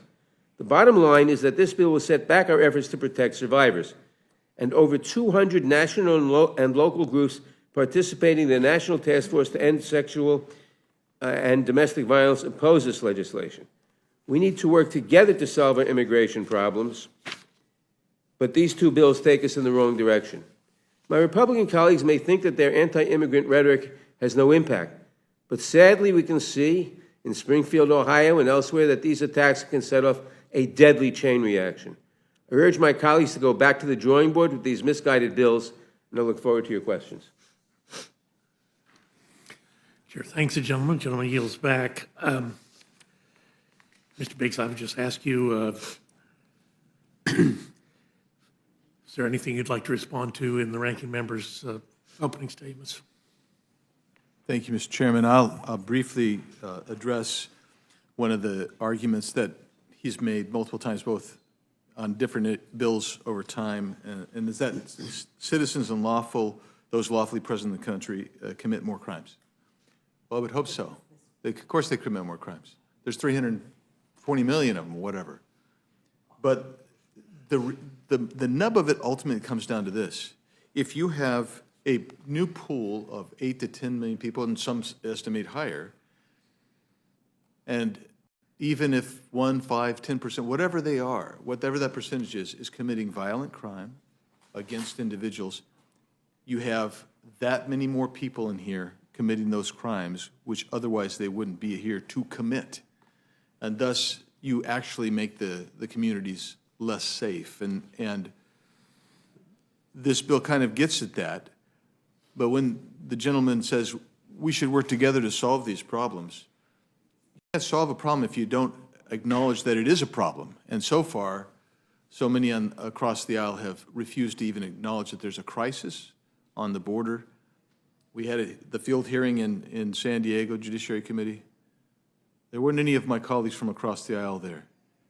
And we heard victims, those who have been suffered because of the problems. We heard law enforcement. We heard business people.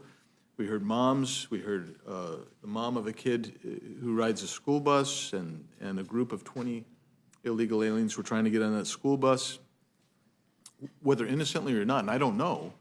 But the point is, this affects all of our communities, and sanctuary city policies that California openly acknowledges that it has are not they're not imagination, and they're not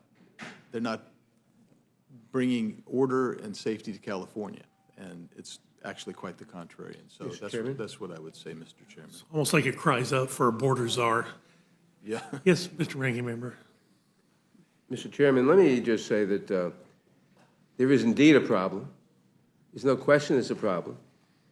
And, of course, in the Senate, they negotiated a very severe bill with the second most conservative member of the Senate, Lankford, and that would have gone a long way towards solving the problem, but the former president, President Trump, said, tank the bill because I want to run on a problem. I don't want the solution. The second thing is... I'm going to interrupt you for a second. Can you give me the House number of that bill? No, Was that bill introduced in the United States House of Representatives?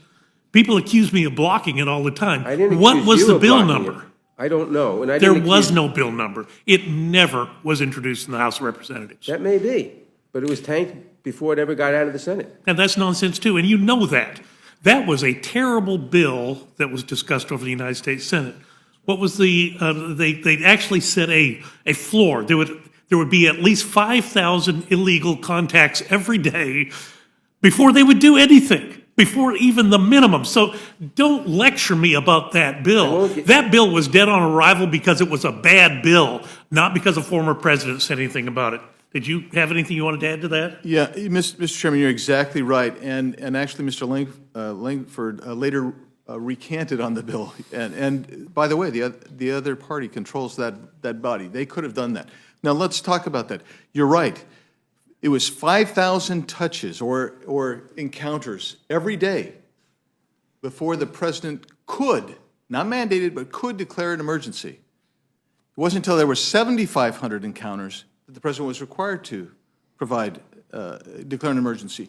And there were 40 separate exemptions to whatever emergency that he could enact. Things like unaccompanied minors, specific jurisdictions, collective parolees, those types of things. Yes, and when you think 7,500 before the president has to act, man, that's 240, 250,000 a month. And I would just tell you, Mr. Burgess, that would be on the upper end of the high scale ever. And as you know, Mr. Chairman, and I was going to say this, but I'll just give it to you. So in 2020, last year of the previous administration, Yuma sector, you know what the total encounters were? Fewer than 8,600 for a whole year. For a whole year. For the Tucson sector, they averaged for the last 3 years of the last administration 60,000 encounters in that border for years. You know what? Now it takes about we're off the high in Yuma County, Yuma sector for Pete's sakes, but it still takes about 6 weeks to do what they did in a full year. That's all. It just takes 6 weeks. And the Tucson sector is being overrun now because Texas is actually trying to do something on the border, so they're moving our way. And that's really what's happening.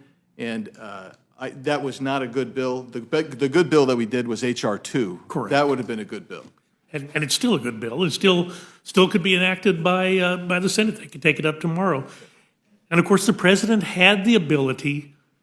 He didn't need the 5,000 or 7,500 touches. under Section 212F of the immigration law, he could stop it today. And he won't do it. And again, the situation just cries out for a border czar. Mr. Chairman, it was my fault for addressing Mr. Biggs's extraneous comments. We ought to talk about these two bills. Yeah, well, let's talk about these two bills. Most people can't understand that it's not already, I mean, inadmissibility and removability for violent offenders. I mean, this actually does seem like common sense. Most people wouldn't question your reasoning with bringing this bill before us today. Two bills.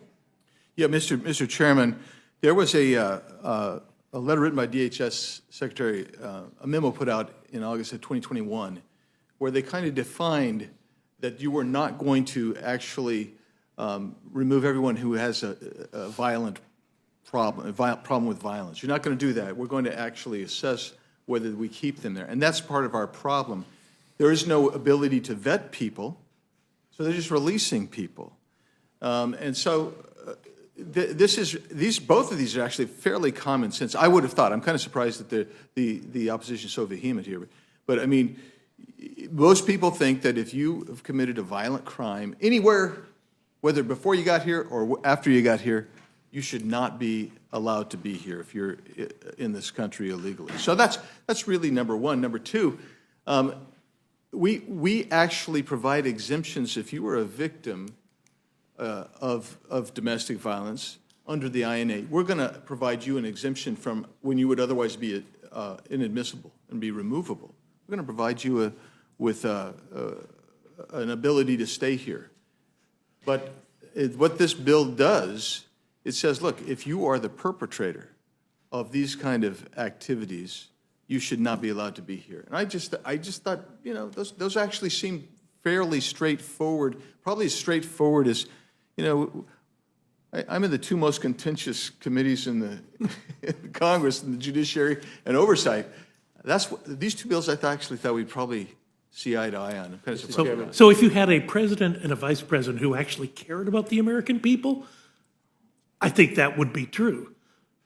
But, I mean, what is the effect of taking a community of 60,000 and saying, now we're going to place 20,000 more people in your community and not provide you any protections or any additional funding? That was a recipe for disaster, and they got their wish.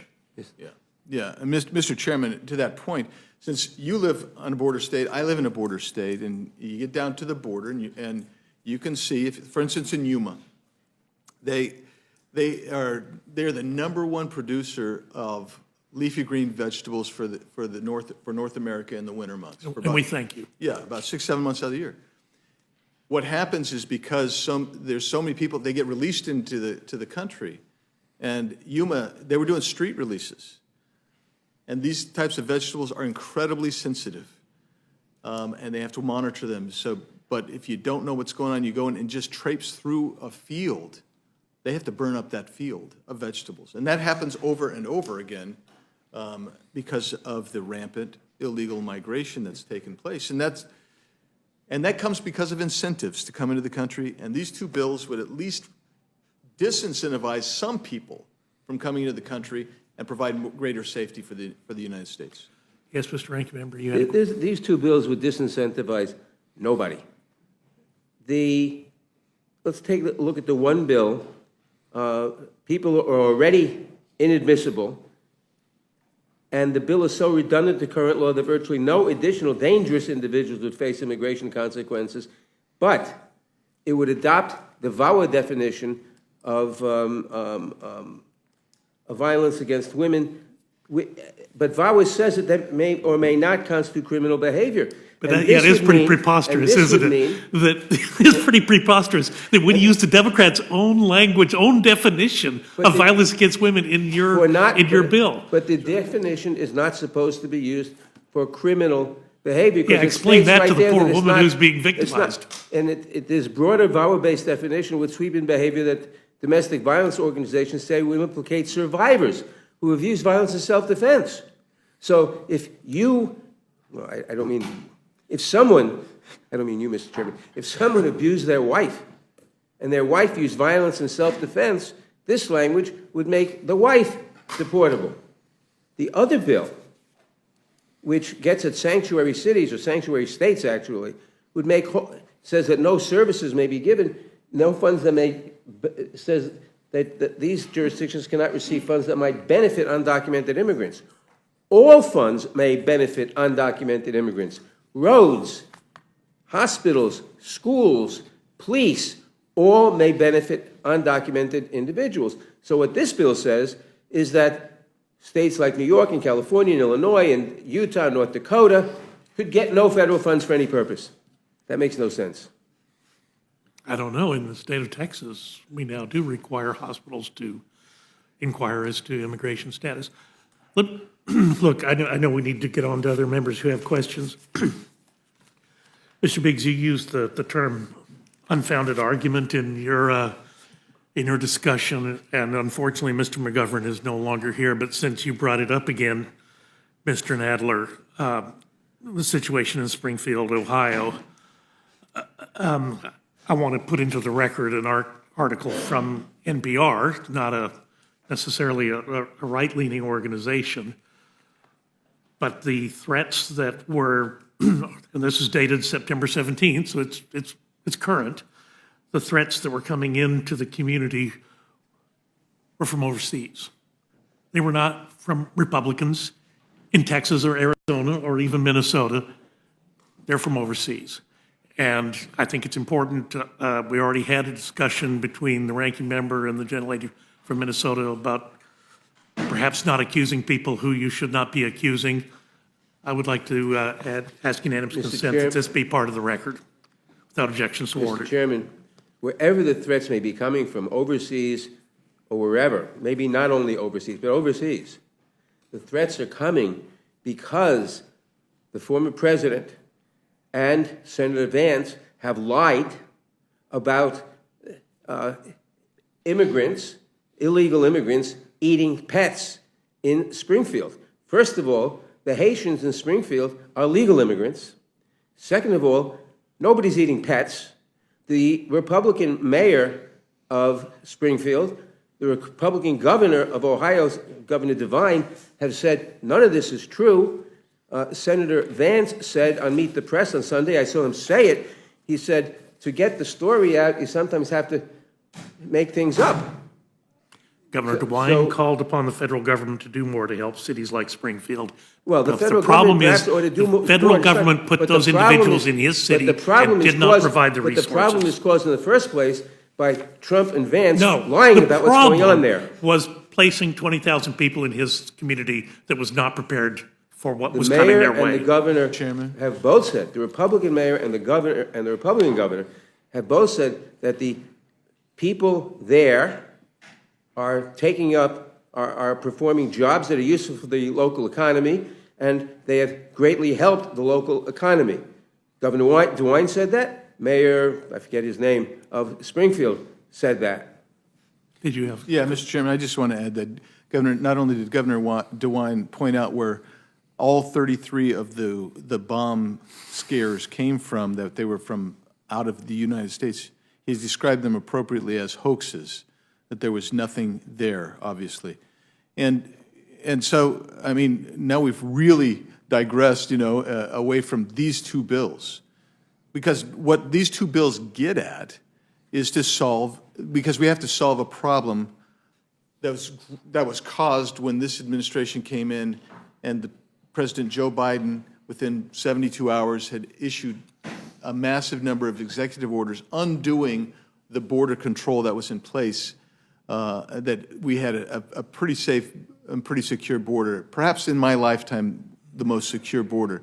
But once all those executive orders came in, when we got this massive inflow of people, and we don't vet them. We do things like, collective or mass parole, things that had not been done before, and that's what they've done. And so I get there, regardless of what you think about what President Trump said or didn't say, what he meant, what he didn't mean, what I can tell you is communities are having to engage in all kinds of activities that they never would have had if this administration would have simply enforced the laws in place. And so here we are. And made the safety of the American people a priority, which it has not been for 3.5 years. I'm going to yield back my time and yield to the gentlelady from Pennsylvania. Thank you. And I did want to note that the chairman was correct that there was no House bill reflecting the compromise that was worked out in the Senate to address the border and the immigration issues that we see at the border. And that is because the former president told everybody he didn't want it to happen because he wanted to run on the issue. And before the bill text had even been released in the Senate, Speaker Mike Johnson said it would be dead on arrival in the House, and therefore it was never filed in the House. At any rate, getting back to the bills at hand here.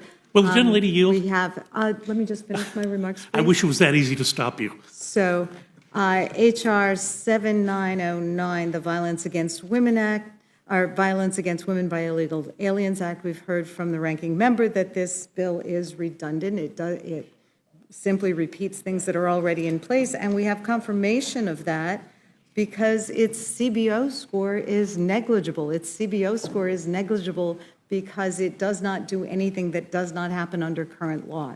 So there's no additional cost because, once again, it's solving a problem that doesn't exist.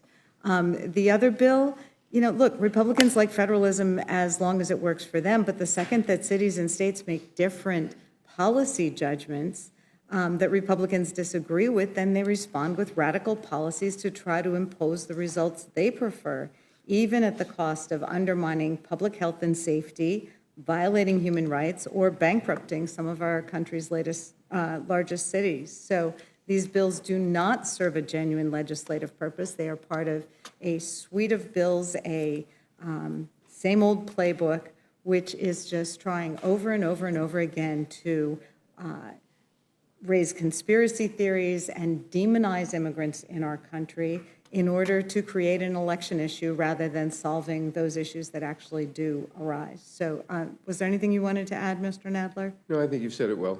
Okay, thank you. I yield back. Bless you.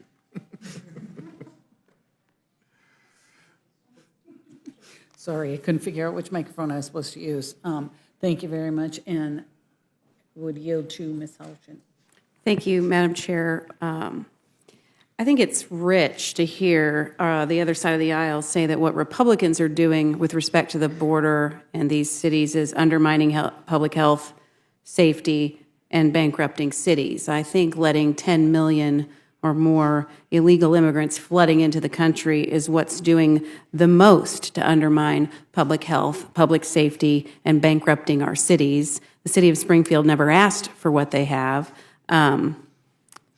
This is a real problem, and we're getting distracted, I think, because that's what the left wants us to do. They want to distract us from the issue of the wide open southern border that's causing so much havoc to our country, that has resulted in fentanyl deaths, all as Congressman Biggs, you mentioned, all as a result of the executive orders signed by Joe Biden on day one to undo all of Trump's border policies. That's why we're here today.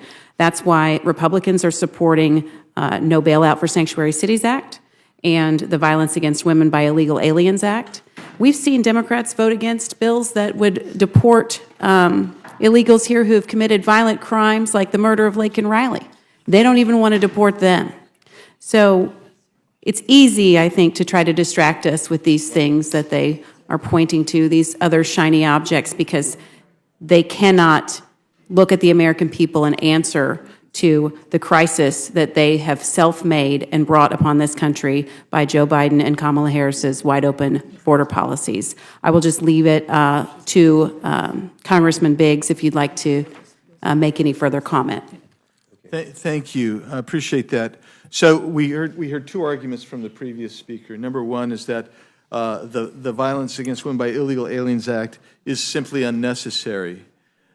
Yet, if you look at this and you look at it realistically, which is all I'm asking, is just look at this realistically. If you take, for example, the fact that under current immigration law, there is no explicit ground of inadmissibility for illegal aliens who commit domestic violence offenses, despite a ground of removability for aliens who commit such offenses. So in other words, we need to have the mandate, right? I mean, that's really what we're getting at here. Or consider that despite certain sex offenses making aliens removable from the country, there's currently not a ground of inadmissibility or removability specific to sex offenses. So when you say this is redundant, no, it's clarifying. Not only are we clarifying, we're making it mandatory. And this notion of federalism doesn't work if you're getting billions of dollars from the federal government and you flout the federal side of it. Because if you are, let's say you're a donor state, like my state's a donor state, we want that back. We want that back, whatever they're giving to California. Yeah, we would like to get our dollar for dollar that we're giving to the federal government. We're not going to get it, but we're going to follow we're going to not be a sanctuary state. We have one sanctuary county. But other than that, we're all trying to do the law, just like in Texas. Why should we subsidize a state, city, or county that refuses to follow federal law? Thank you. I yield back. Gentlelady yields back. Chair thanks the gentlelady. The gentlelady from New Mexico is recognized for questions. Thank you. Project 2025 is here and alive and well in September 2024.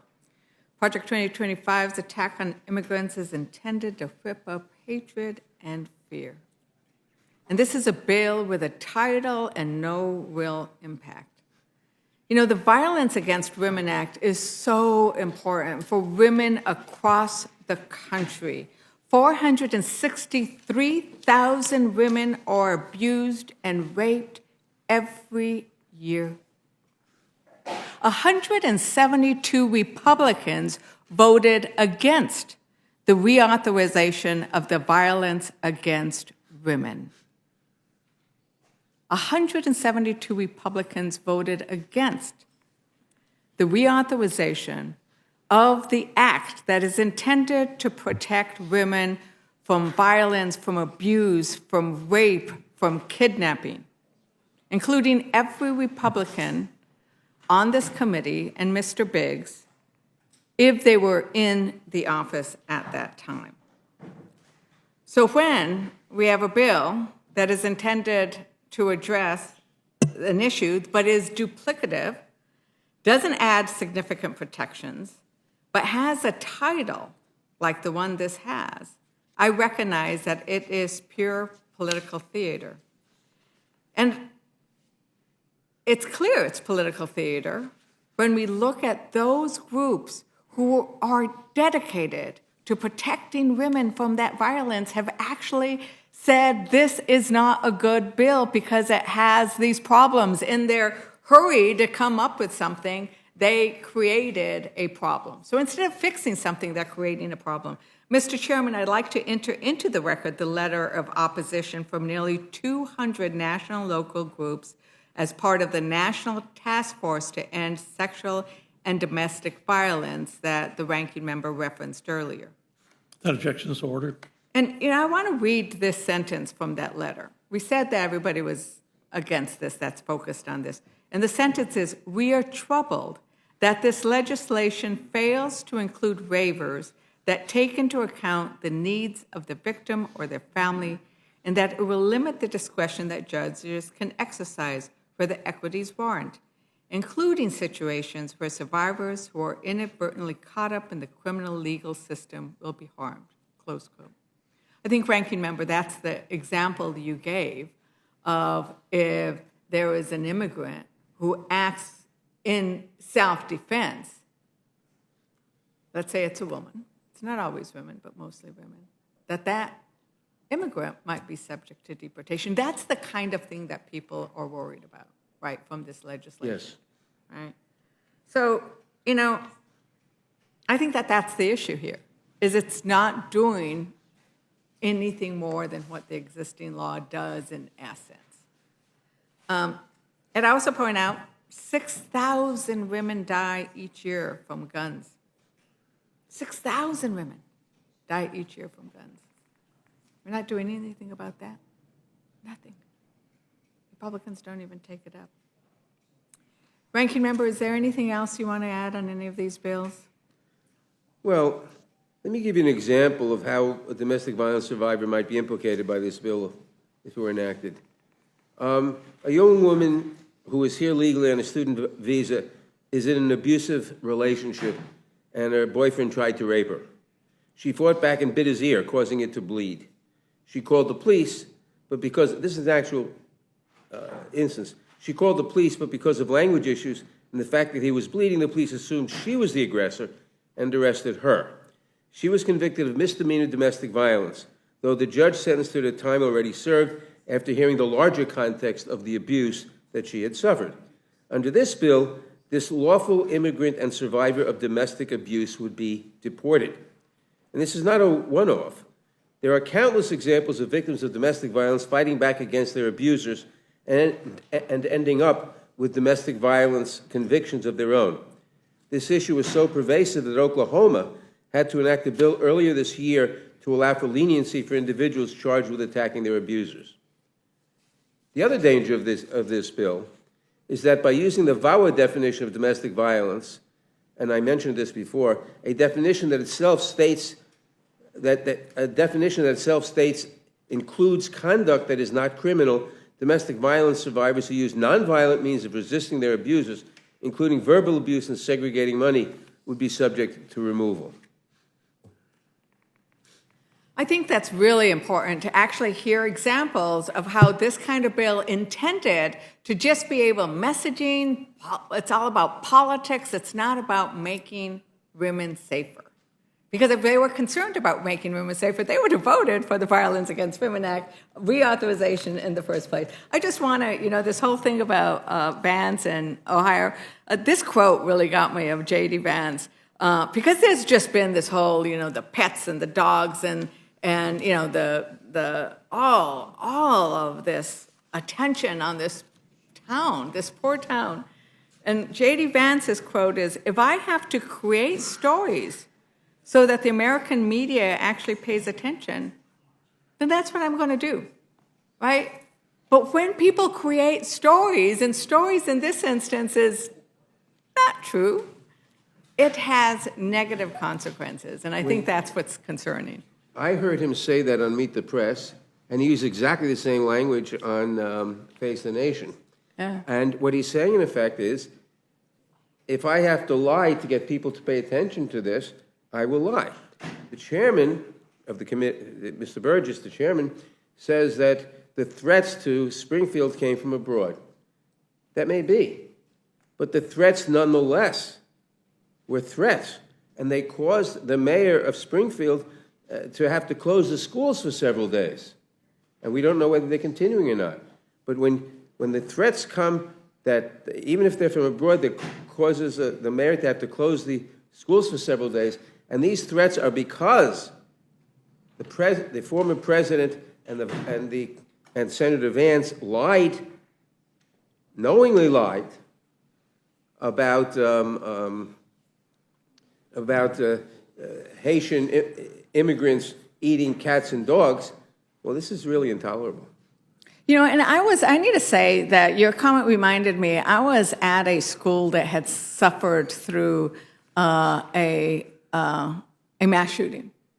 And every time there is another shooting at a school, that poor high school that already went through that trauma gets additional threats and has to shut down, have a hold.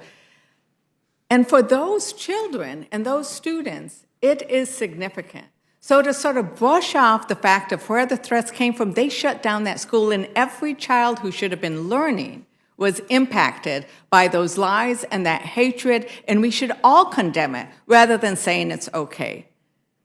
And with that, Mr. Chairman, unless my ranking member doesn't want to add anything, I'll yield back.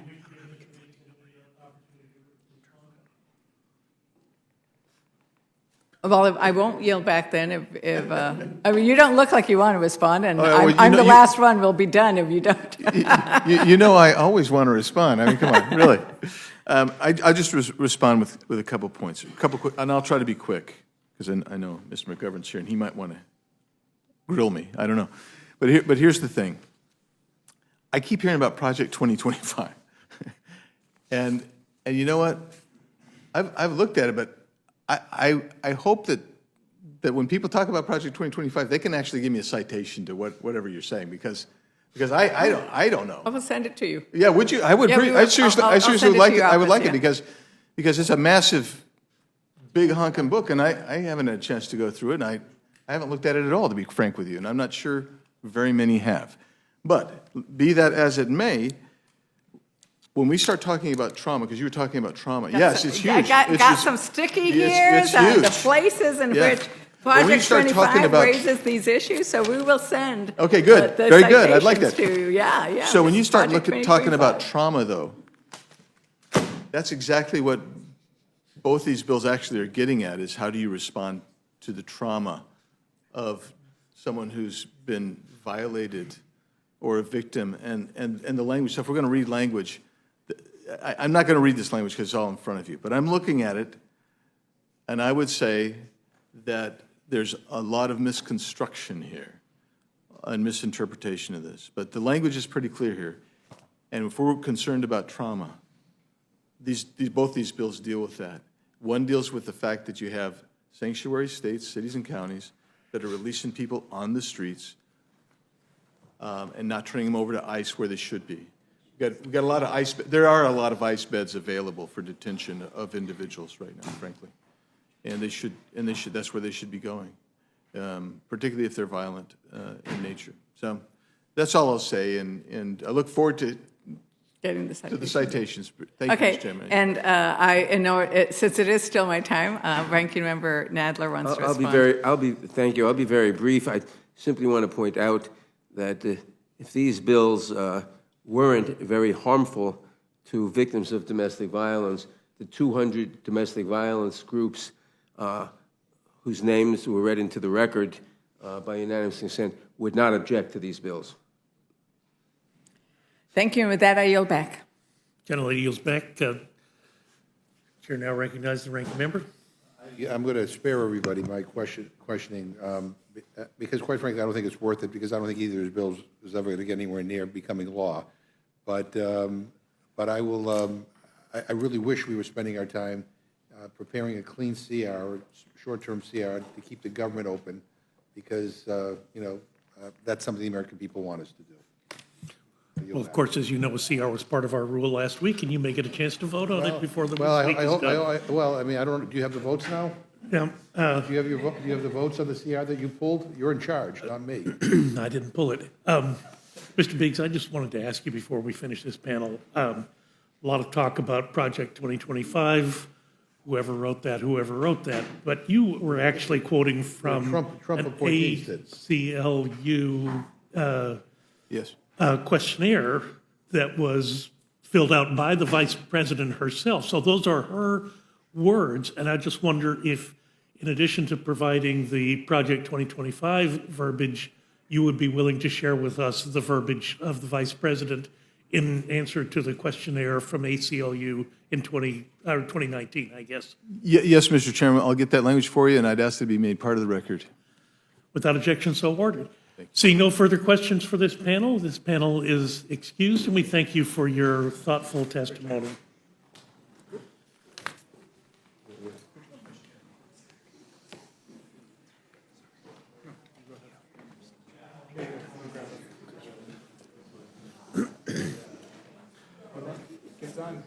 Sorry, we took longer than we should have.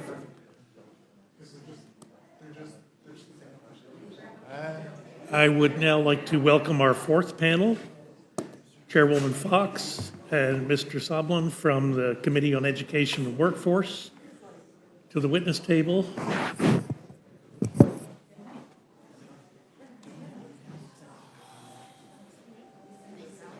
We'll wait a moment for Chairwoman Fox. I hear her. She's in the hallway. Okay.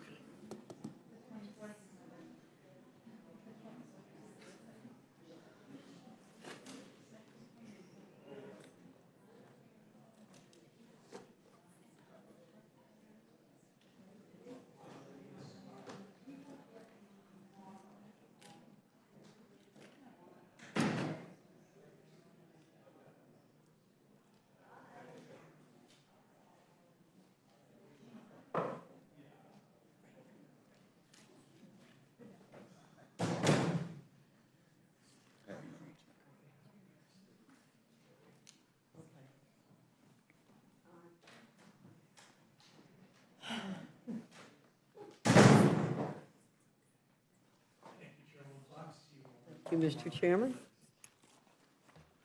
Here we go.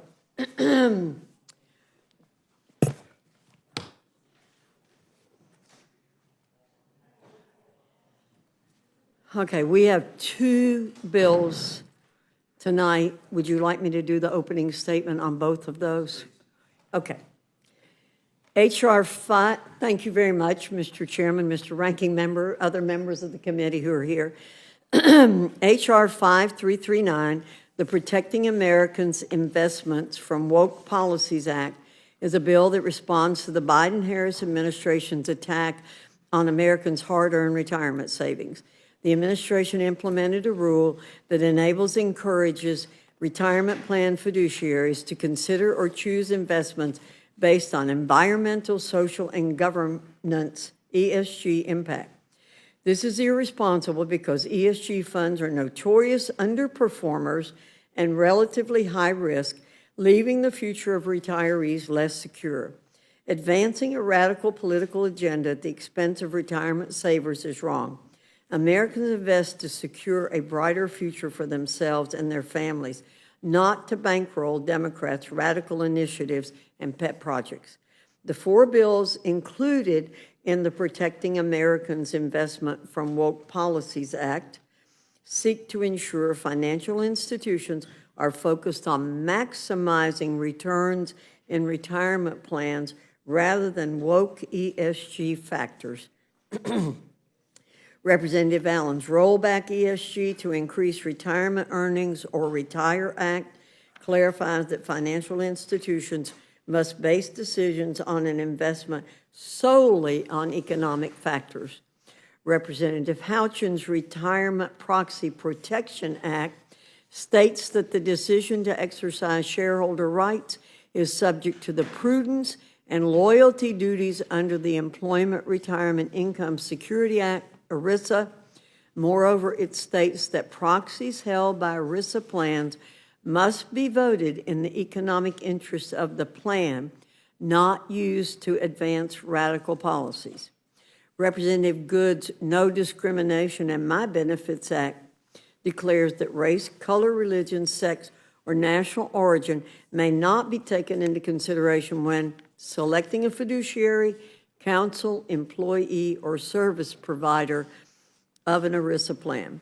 Finally, Representative Banks providing complete information to Retirement Investors Act implements a notice requirement on defined contribution plans, explaining the difference between choosing from investments selected by investment fiduciaries and choosing from investments through a brokerage window. Together, these bills demonstrate the Republican commitment to protecting the retirement savings of workers, retirees, and their families. With that, I urge the Rule Committee to report H.R. 5339 with an appropriate rule. Would you like me to go ahead and do the second? Okay. Everyone knows that free speech is under attack on college campuses. H.R. 3724, the End Woke Higher Education Act, incorporates two bills that refuse to surrender American universities to the anti-free speech zealots. Representative Owens' Accreditation for College Experience Act and Representative Williams' Respecting the First Amendment on Campus Act. Representative Owens' Accreditation for College Excellence Act ensures colleges are not forced to adopt DEI dogma to receive accreditation. It also ensures accreditors' standards do not require, encourage, or coerce an institution to support or oppose specific partisan or political beliefs or viewpoints on social or political issues or support the disparate treatment of any individual or group. Prohibits accreditors from assessing an institution's commitment to any ideology, belief, or viewpoint for the purpose of receiving accreditation for Higher Education Act funding, protects the college's religious mission and a religious accreditor's ability to require adherence with religious practices or codes of conduct, and ensures that an accreditor cannot require, encourage, or coerce an institution to violate any right protected by the Constitution. Representative Williams' Respecting the First Amendment on Campus Act ensures the full sweep of the First Amendment is adhered to by public college campuses. It also makes free speech on campus a condition of receiving Title IV funds under the HEA, ensures students are educated on their First Amendment rights, safeguards the freedoms of association and religion on campus, prohibits institutions from forcing students, faculty, or applicants to take political litmus tests, and requires all institutions to discuss annually First Amendment policies held by the institution. The bottom line is that universities should not have policies and practice that unconstitutionally regulate the marketplace of ideas on their campuses. Too many universities and accreditors have abandoned their mission to equip students to discover the truth and think for themselves. The End Woke Higher Education Act reverses this trend by upholding Americans' constitutional rights and restoring viewpoint diversity throughout post-secondary education. And by the way, today is Constitution Day, so it's very appropriate that we are dealing with these bills. With that, I urge the Rules Committee to report H.R. 3724 with an appropriate rule. Gentlelady yields back. Chair thanks the gentlelady. Mr. Sablon, you're recognized for your opening statement. I guess this has been on all. Thank you. Thank you, Mr. Chairman, Ranking Member, McGovern, and members of the Rules Committee. Today I'm here to talk about two proposals that are that are part of Congressional Republicans' larger so-called anti-woke agenda.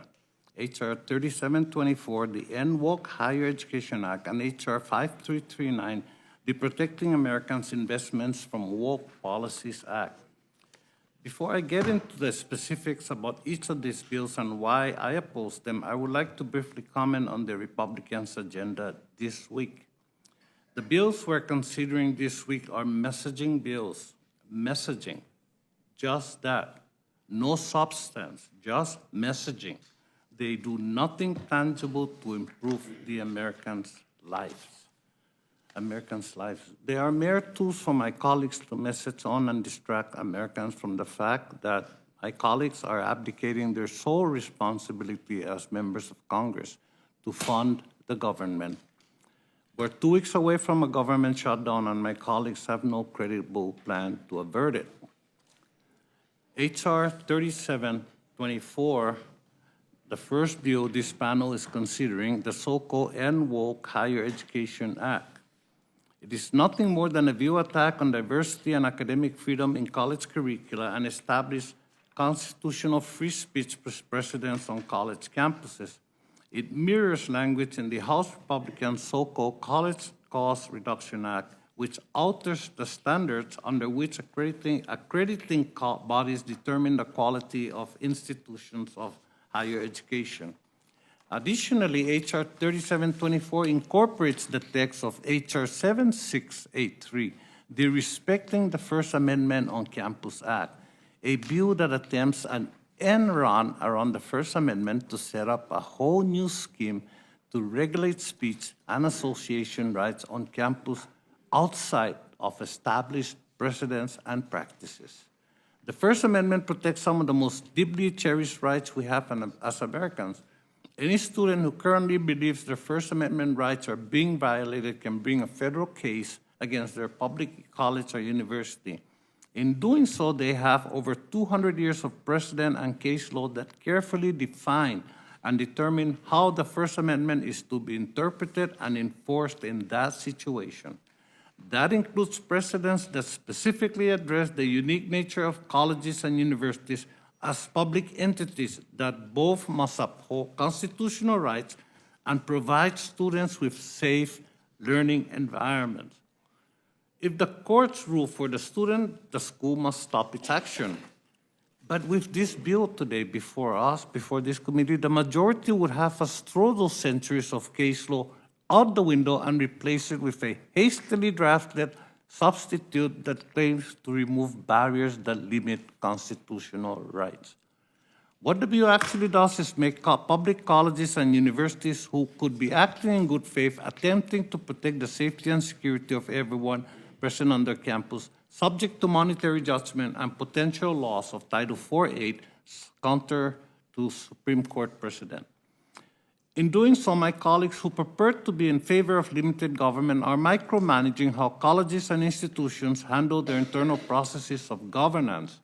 In addition to micromanaging how college campuses dispute First Amendment cases, this bill will also undermine the legitimacy of college accreditation. For decades, federally recognized accreditors have served as one-third of the oversight triad for the U.S. higher education system, along with the states and the federal government. Accreditation is meant to be the gold standard for college quality and performance. After all, accreditation is the gateway to billions of dollars in federal student aid each year. And I recognize that the accreditation system needs significant reforms. Unfortunately, H.R. 3724 does not make those critical reforms. Rather, it is a baseless attempt to inject culture war into the ever-important accreditation process. For example, the prohibition on litmus tests invites additional federal oversight into the accreditation process. And under this bill, accreditors may not assess a school's commitment to any ideology, belief, or viewpoint. The majority claims this would prevent a school from losing accreditation if they do not have a diversity, equity, and inclusion office. The reality is there is no evidence of that happening. There are conversely several examples of state officials pressuring schools not to teach certain classes or whole subjects that they believe cross the line between academic pursuit and ideological beliefs. And this is why this bill is so dangerous. For example, again, under this bill, the Department of Education could potentially revoke an accreditor's recognition over a claim that its standards for biology programs require the teaching of evolution, or the refusal to accredit a geology curriculum that dates the age of the Earth at 6,000 years, suggesting such standards were attempt to force a university to commit to a specific partisan, political, or ideological viewpoint or belief. H.R. 3724 represents a solution in search of a problem and fundamentally seeks to undermine students' First Amendment rights and our accreditation system. I oppose this bill, and I also urge my colleagues to oppose this bill. With your permission, Chairman Burr, may I go on the next? Thank you. Thank you very much. The next bill before us is H.R. 5339, the so-called Protecting Americans' Investments from Woke Policies Act. Workers should be able to invest in a way that reflects their values, whether combating climate change or promoting health and labor standards without sacrificing investment returns. Environmental, social, and governance, ESG, factors enable workers to be informed about potential risks and opportunities when evaluating an investment portfolio. The financial services industry recognizes the importance of considering ESG factors. For instance, State Street Global Advisors, one of the largest asset managers, noted that as a fiduciary, they have a duty to act prudently and in the best interest of their clients, which increasingly includes consideration of environmental, social, and governance factors relevant to the performance of the companies in which our clients invest. Just good business. Instead of ensuring retirees have sound investing advice, H.R. 5339 would needlessly inject partisan politics into workers' retirement investment decisions. The Biden-Harris administration has issued common sense rules related to ESG investing and proxy voting. This bill will replace those rules with flawed and unpopular ones from the Trump era. H.R. 5339 is premised on the Republicans' mistaken view that they know best when it comes to ESG investing, while Democrats continue to trust the professionals who are legally bound to make prudent decisions on behalf of retirement plan participants. Moreover, H.R. 5339 would undermine efforts to increase diversity among asset managers. This is a worthwhile endeavor. As the Government Accountability Office noted a few years ago, only 1% of the $70 trillion in global assets under management are managed by firms owned by women or people of color. There is also research to suggest that non-diverse firms do not outperform diverse firms across all asset classes. I oppose this bill, and I also urge my colleagues to oppose this bill. So, Mr. Chairman, these so-called anti-woke policies we're considering are not only regressive, they're also limiting important conversations about race, gender, and inequality. I wish my colleagues did not insist on burying their heads in the sand about the changing world around us, and instead join our efforts to create a more just and inclusive society. Americans are not interested in going back. Thank you, and I look forward to your questions, and I yield back. Gentleman yields back. Chair thanks the gentleman. I want to thank both of our witnesses for their thoughtful comments before the committee. I have no specific questions, but I do want to acknowledge that later this week, there's going to be a portrait of Dr. Fox that is going to be hung, if that's the right word, in the committee room. And you're very deserving of that recognition, Dr. Fox. You, of course, were such a valuable member of this committee. When I was but a young pup on the far end of the dais, and I always looked to you for wise counsel and guidance as one of the more senior members on the Rules Committee. But I know you've ably led the Committee on Education and Workforce, and we're so grateful for your leadership. I know you always put your constituents first, but please trust me, you are loved by everyone here in the Rules Committee. We do miss you, and we're always glad to see you back. But again, congratulations on the portrait this week. Thank you, Mr. Burgess. Yes, we may really applaud. appreciate it. No. I tried my best to keep them from doing it, but To no avail. No avail. That's right. Sometimes people just won't listen. They need a good scolding. Once a teacher, always a teacher. Well, thank you for your kind comments. I am grateful for the opportunities I've had to serve here. Wonderful. Well, I will yield to the ranking member of the Rules Committee. Well, I too want to congratulate you on your portrait and your service, but you know, I'm very disappointed with these two bills, which comes as no surprise to the chairwoman. And I think Mr. Sablan characterized them correctly when he talked about them as messaging bills.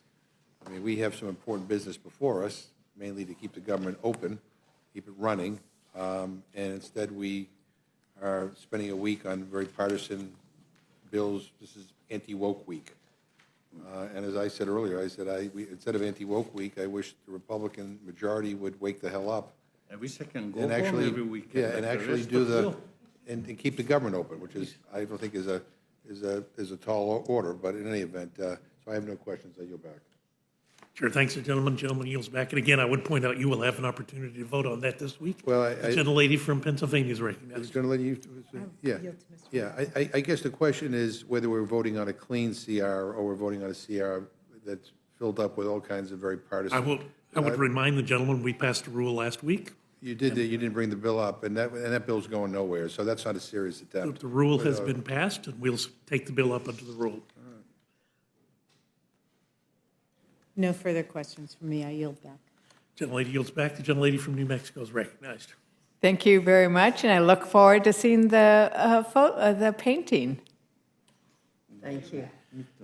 Gentlelady yields back, Chair. Thanks, the gentlelady. And I want to thank our witnesses. I know it's been a long day, and I appreciate you hanging with us and appreciate your testimony and your valuable insights on these bills. Thank you.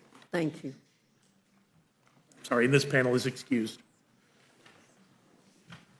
Without objection, the committee stands in recess subject to the call of the chair. Mr. Chairman, I'm sorry, but quickly, I have a study, a report I'd like to put in the minutes. Okay. I will introduce it when we reconvene. If you'll do it for me, I'd appreciate it. And I beg the same gift, Mr. Chairman, I just insert statement for the record. I can give it to you, Mr. Chairman. Thank you. Thank you.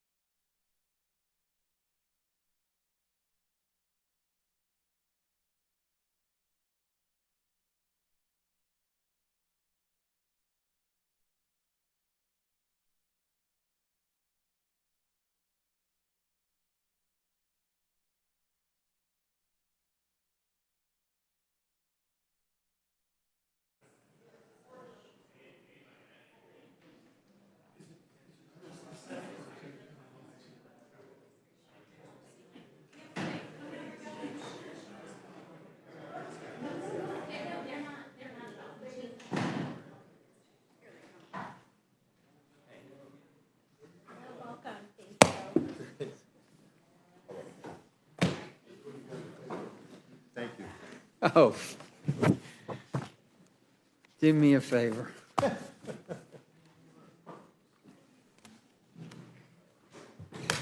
Call the committee back to order. I want to welcome our fifth panel, Subcommittee Chairman Carter and Subcommittee Ranking Member Tonko from the Committee on Energy and Commerce to the witness table. Just prior to their testimony, I do want to ask unanimous consent that an article left by Chairwoman Virginia Fox on study finds top medical schools value left-wing activism over science. Ask that that be made as part of the record, ask unanimous consent that that be made part of the record. And then I also have a unanimous consent request from Mr. Sablon on the Statement of Administration policy and a number of letters in support of his position. Ask unanimous consent that that be made part of the record without objection. So ordered. Chairman Carter, you are recognized. Thank you, Mr. Chairman, and thank you, Mr. Ranking Member and members of the Rules Committee. I'm pleased to be with you today. I urge prompt consideration of HJ Res 136, a resolution offered by our colleague John James that provides congressional disapproval of the EPA's rule relating to multi-pollutant emission standards for model years 2027 and later light-duty and medium-duty vehicles. This is not the first time we've voted on the Biden-Harris administration's efforts to force two-thirds of Americans into cars that they do not want and cannot afford. The time is most urgent of them all. EPA's final regulation simultaneously eliminates Americans' ability to decide which vehicle best suits their lives and promotes China's dominance for our auto industry. It does this by setting emission standards at a level that prevents liquid fuels from primarily powering most new vehicles. Our country does not have the infrastructure to support such a fanciful and forced transition, and consumers are not warming to it. HJ Res 136 is the last exit off this expressway of bad choices made by this rule. I and most of my Republican colleagues do not oppose the sale of electric vehicles in this nation. What we do have a problem with is the government co-opting this marketplace based on ideological and practical solutions. Last year, EVs, or battery electric and plug-in hybrid electric vehicles, comprised 8.4% of all new cars sold and made up around 1% of all registered vehicles on America's roads. EPA's regulations considered the creation of three potential scenarios, and no projection were electric vehicles expected to be less than 69% of new car sales, a 700% mandated market increase. Conversely, internal combustion engine vehicles would be no more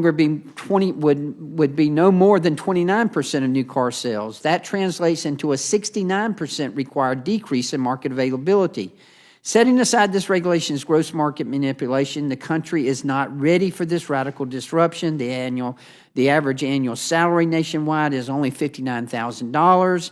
In May of 2024, Edmunds.com stated that the average fully electric model with a starting MSRP of $53,000 was $17,000 more than the average for a gas-burning compact crossover. The National Association of Auto Dealers also maintained that current market incentives are not sufficient and high EV prices will price out millions of consumers. If you still need to be convinced, Cox Automotive stated, in 2024, the Cox Automotive team is expecting that the industry will fully come to terms with the fact that the average consumer has to be sold on the merits of going electric, and many won't be easily convinced. They realize EVs are not selling, and they can only offset their losses with gas-powered vehicles for so long.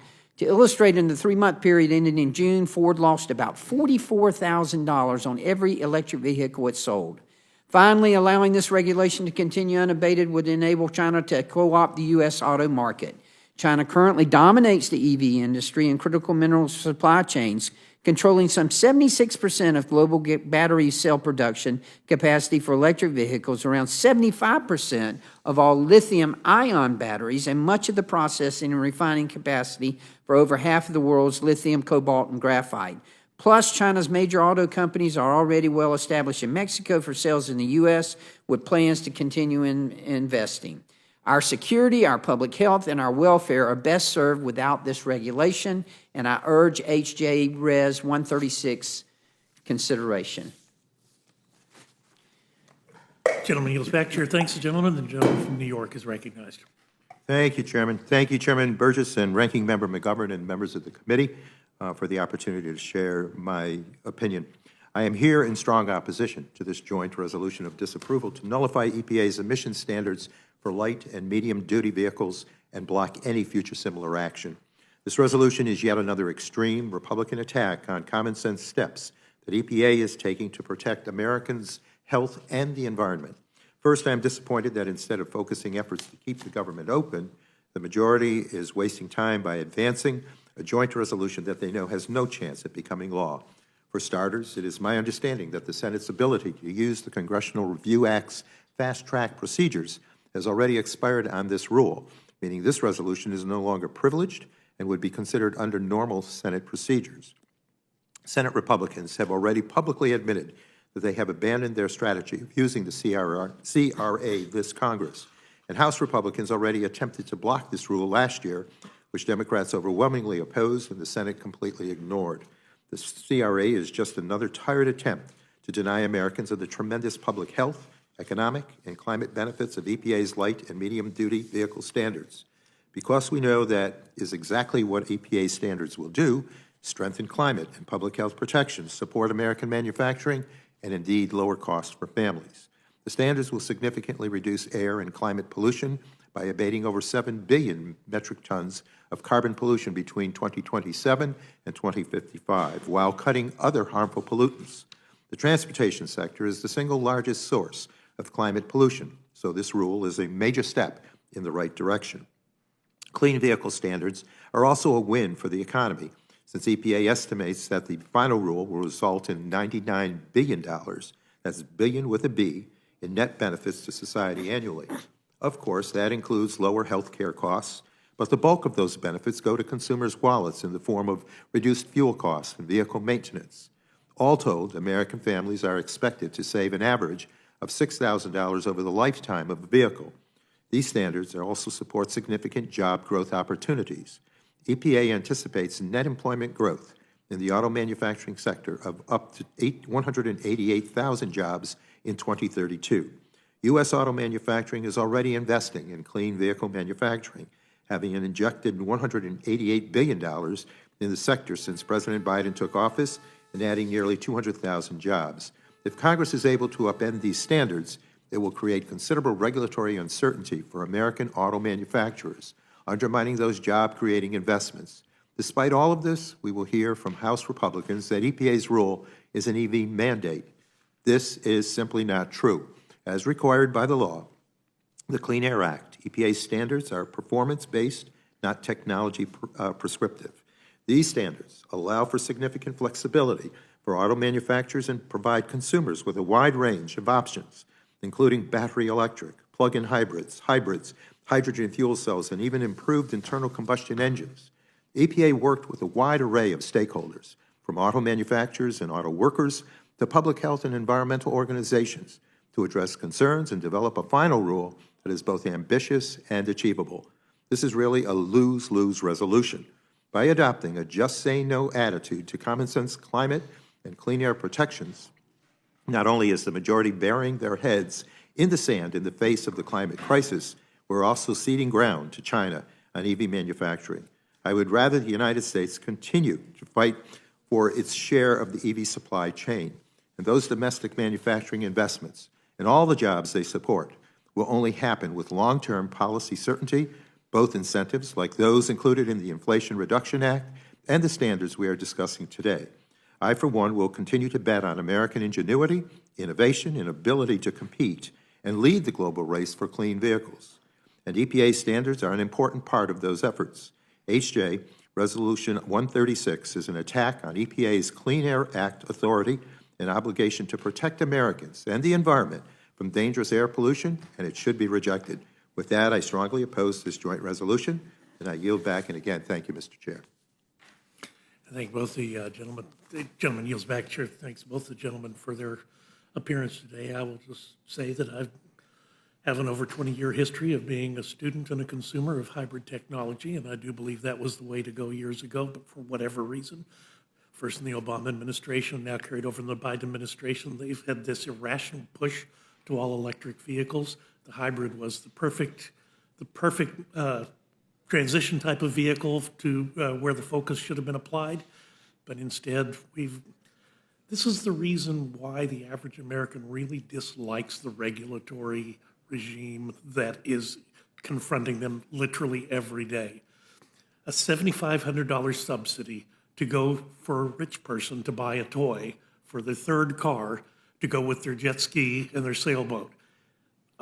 Regular Americans do not want that. They do not need that. They need help. If you want to provide help in the terms of $7,500 just paying their grocery bill because we ran the cost up so much with the Inflation Reduction Act, that's where people would be interested. But they're not interested in the type of regulation that's coming out of the EPA right now. They will not be interested in it in the future. And at some point people are going to wise up. But with that, I've said enough. I'll yield to the ranking member. Yeah, Mr. Chairman, I just want to say I disagree with your assessment. I agree with Tonko, and I have no questions. Gentleman hates vehicles. Very good. Thank you both for your testimony today. I beg your pardon. You completely obscured the gentlelady from Pennsylvania. I now recognize the gentlelady from Pennsylvania. I'll just associate myself with the ranking member's remarks. Thank you. Thank you, Mr. Tonko. Thank you both. Thanks for being accommodating on the length of your testimony. And at this point, the committee stands. Is there any other member wishing to testify, or any other member wishing to question these witnesses? If not, they are excused. Is there anyone else seeking to testify on HJ Res 136, HR 3724, HR 4790, HR 5179, HR 5339, HR 5717, and HR 7909? Seeing none, without objection, this closes the hearing portion of our meeting. And without objection, the committee stands in recess subject to the call of the chair.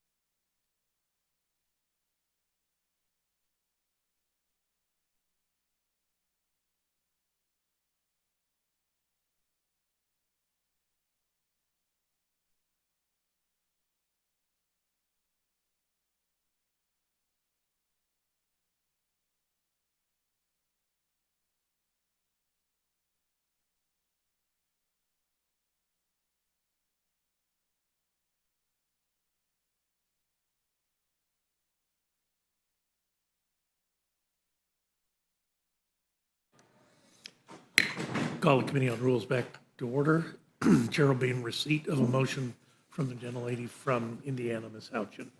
Thank you, Mr. Chairman. Mr. Chairman, I move that the committee grant H.R. 3724, the End Woke Higher Education Act, a structured rule. The rule waives all points of order against consideration of the bill. The rule provides 1 hour of general debate, equally divided and controlled by the chair and ranking minority member of the Committee on Education and the Workforce or their respective designees. The rule provides that in lieu of the amendment in the nature of a substitute recommended by the Committee on Education and the Workforce, now printed in the bill, an amendment in the nature of a substitute consisting of the text of Rules Committee Print 118-49 shall be considered as adopted, and the bill as amended shall be considered as read. The rule waives all points of order against provisions in the bill as amended. The rule makes in order only the amendments printed in Part A of the Rules Committee report. Each amendment shall be considered only in the order printed in the report, may be offered only by a member designated in the report, shall be considered as read, shall be debatable for the time specified in the report, equally divided and controlled by the proponent and an opponent, shall not be subject to amendment, and shall not be subject to a demand for division of the question.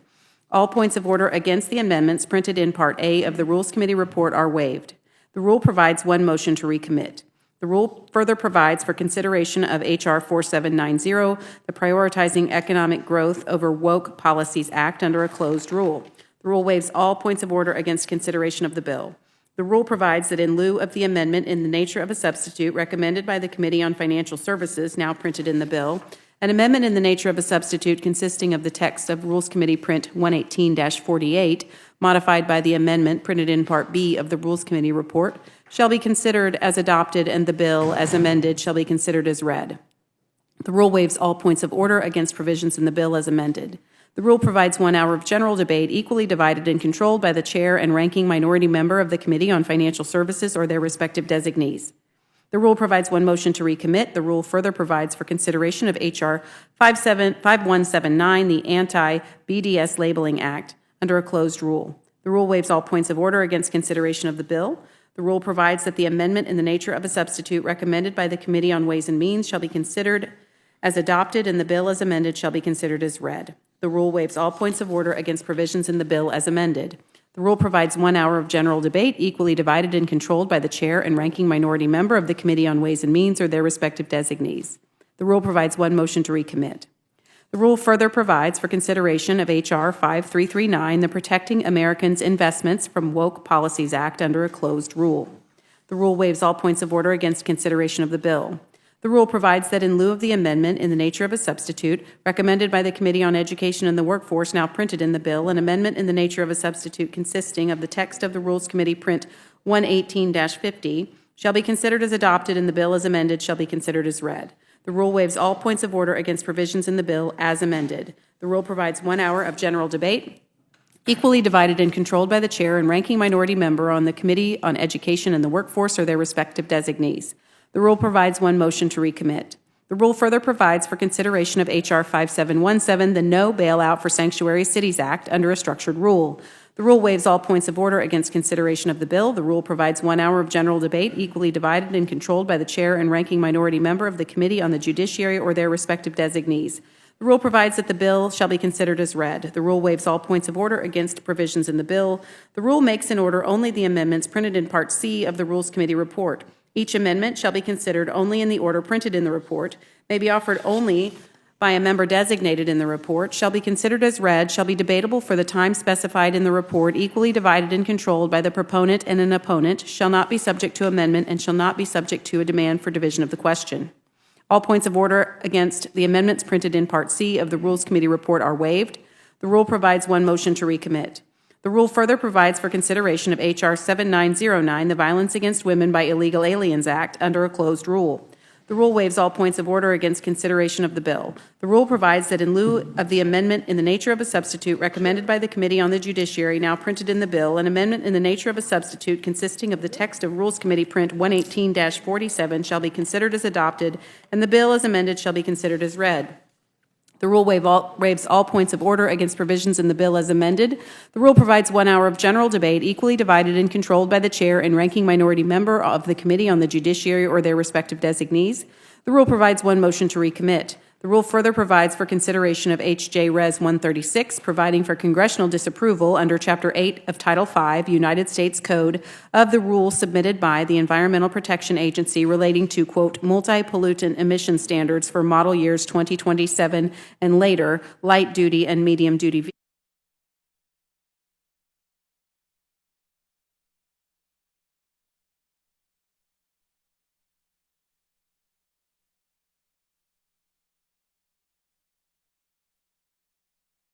The chair and ranking minority member of the Committee on Energy and Commerce or their respective designees.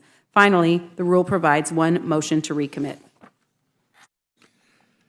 Thank you very much. You've now heard the motion. Is there any discussion or amendment to the Yes, rule? Mr. Chairman.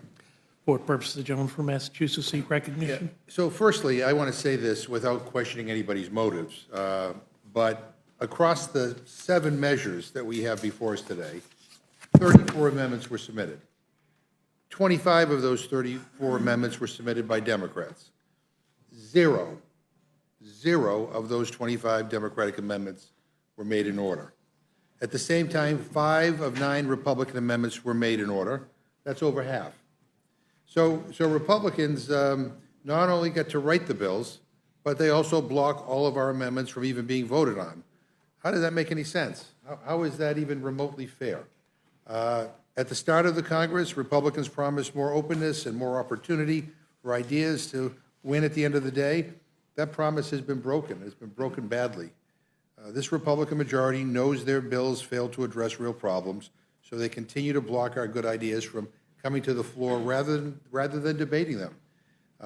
They don't want to let the American people hear our ideas, and that tells you everything you need to know. Mr. Chairman, I have a few amendments which I'd like to offer. Gentleman is recognized. I have an amendment to the rule. I move the committee make an order amendment number 8 to H.R. 4790, offered by Representative Vargas, which directs the SEC to conduct an economic analysis of all the proposals in Division C. If the economic analysis finds that the proposals within the division limit information that investors consider material or limit the ability for shareholders to submit proposals, those limits cannot go into effect. Mr. Chairman, I don't understand how my friends on the other side of the aisle can claim to be against censorship and claim to support transparency, and at the same time limit the information that investors can access to make informed decisions. I just don't get it. If my friends are so certain that this bill wouldn't disempower stakeholders and investors, then this amendment is a no-brainer, and I urge my colleagues to support it, and I yield back. Any further discussion on the amendment? Hearing none, the question is then on the amendment. Those in favor will vote aye. Aye. Those opposed, no. No. Opinion of the chair, the noes have it. As for roll call? Roll call has been requested. The clerk will call a roll. Mr. Reschenthaler. No. Mr. Reschenthaler, no. Mrs. Fishbach. No. Mrs. Fishbach, no. Mr. Massey. No. Mr. Massey, no. Mr. Norman. No. Mr. Norman, no. Mr. Roy. No. Mr. Roy, no. Mrs. Houchin. No. Mrs. Houchin, no. Mr. Langworthy. No. Mr. Langworthy, no. Mr. Scott. No. Mr. Scott, no. Mr. McGovern. Aye. Mr. McGovern, aye. Ms. Scanlon. Aye. Ms. Scanlon, aye. Mr. Neguse. Ms. Leisure-Fernandez. Aye. Ms. Leisure-Fernandez, aye. Mr. Chairman. Chair votes no. Mr. Chairman, no. Clerk will report. 3 yeas, 9 nays. And the noes have it. The amendment is not agreed to. Any other amendment or discussion? Mr. Chairman, I have an amendment to the rule. I move the committee make an order amendment number 6 to H.R. 4790, offered by Representative Garcia of Texas, which prevents the bill's provisions from taking effect unless federal banking regulators certify that climate is not a risk to the safety and soundness of the entities affected or the U.S. financial system. Mr. Chairman, corporations that are actively managing and planning for climate change secure an 18% higher return on investment than companies that are not, and 67% higher than companies who refuse to disclose their emissions. So we know this effort isn't about helping investors, but about catering to far-right extremists and protecting big corporations at the expense of working-class people. If climate truly should not be taken into account in investment practices, then let's have the data to show it before proceeding with this ill-advised bill. And I urge a yes vote, and I yield back. Gentleman yields back. Any further discussion? Seeing none, the question is on the motion from the gentleman from Massachusetts. Those in favor will say aye. Aye. Those opposed, no. No. Opinion of the chair, the noes have it. As for roll call? Roll call has been requested. The clerk will call a roll. Mr. Reschenthaler. No. Mr. Reschenthaler, no. Mrs. Fishbach. No. Mrs. Fishbach, no. Mr. Massey. No. Mr. Massey, no. Mr. Norman. No. Mr. Norman, no. Mr. Roy? Mr. Roy, no. Mrs. Halcyon? Mrs. Halcyon, no. Mr. Langworthy? Mr. Langworthy, no. Mr. Scott? Mr. Scott, no. Mr. McGovern? Aye. Mr. McGovern, aye. Ms. Scanlon? Aye. Ms. Scanlon, aye. Mr. Neguse? Ms. Leisure-Fernandez? Ms. Leisure-Fernandez, aye. Mr. Chairman? Chair votes no. Mr. Chairman, no. Clerk will report the total. 3 yeas, 9 nays. And the noes have it. The amendment is not agreed to. Any other discussion or amendment to the rule? I do, Mr. Chairman. The gentleman from Massachusetts I is have an amendment recognized. to the rule. I move the committee make and order amendments number 18 and 19 to H.R. 4790, offered by Ranking Member Waters. Amendment number 18 would require public companies to disclose whenever they eliminate any employees or offices within the company tasked with enhancing the company's commitment to promoting diversity, equity, and inclusion within its workforce and business practices. Amendment number 19 would allow regulators to encourage financial firms to increase access to credit for small and minority-owned businesses, women-owned businesses, and veteran-owned businesses. Mr. Chairman, all this anti-DEI nonsense, anti-DEI nonsense does is serve as yet another culture war attack and make it easier for corporations to get away with mismanagement. None of this actually helps investors, none of it. Let's help our minority-owned small businesses. Let's help expand diversity and inclusion in the private sector, and let's hold corporations accountable. And I urge my colleagues to vote yes, and with that, I yield back. Gentleman yields back. Chair thanks the gentleman. Is there any further discussion on the amendment from the gentleman from Massachusetts? If seeing none, the question is on the amendment from the gentleman from Massachusetts. Those in favor will vote aye. Aye. Those opposed vote no. No. Opinion of the chair, the noes have it. Ask for a roll call. Roll call has been requested. The clerk will call a roll. Mr. Reschenthaler? No. Mr. Reschenthaler, no. Mrs. Fishbach? No. Mrs. Fishbach, no. Mr. Massey? No. Mr. Massey, no. Mr. Norman? No. Mr. Norman, no. Mr. Roy? No. Mr. Roy, no. Mrs. Halcyon? No. Mrs. Halcyon, no. Mr. Langworthy? No. Mr. Langworthy, no. Mr. Scott? No. Mr. Scott, no. Mr. McGovern? Aye. Mr. McGovern, aye. Ms. Scanlon? Aye. Ms. Scanlon, aye. Mr. Neguse? Ms. Leisure-Fernandez? Aye. Ms. Leisure-Fernandez, aye. Mr. Chairman? Chair votes no. Mr. Chairman, no. The clerk will report the total. 3 yeas, 9 nays. And the noes have it. The amendment is not agreed to. Any further discussion or amendment to the rule? There are no further amendments, Mr. Chairman. I would just again end by saying this is extremely disappointing. I yield back. Hearing no other requests for further amendments, the question is on the motion from the gentleman from Indiana. All those in favor will signify by saying aye. Aye. Those opposed, no. No. Opinion of the chair, the ayes have it. The motion is agreed to. A roll call has been, a recorded vote has been requested. The clerk will call the roll. Mr. Reschenthaler? Mr. Reschenthaler, aye. Mrs. Fishbach? Mrs. Fishbach, aye. Mr. Massey? Mr. Massey, aye. Mr. Norman? Mr. Norman, aye. Mr. Roy? Mr. Roy, aye. Mrs. Halcyon? Mrs. Halcyon, aye. Mr. Langworthy? Mr. Langworthy, aye. Mr. Scott? Mr. Scott, aye. Mr. McGovern? No. Mr. McGovern, no. Ms. Scanlon? No. Ms. Scanlon, no. Mr. Neguse? Ms. Leisure-Fernandez? Ms. Leisure-Fernandez, no. Mr. Chairman? Chair votes aye. Mr. Chairman, aye. The clerk will report the total. 9 yeas, 3 nays. And the ayes have it. The motion to report is agreed to. Accordingly, Ms. Houchin will manage for the majority. And to set the appropriate tone, I will manage it for the minority. The gentleman from Massachusetts will manage for the minority. Without objection, the committee is adjourned.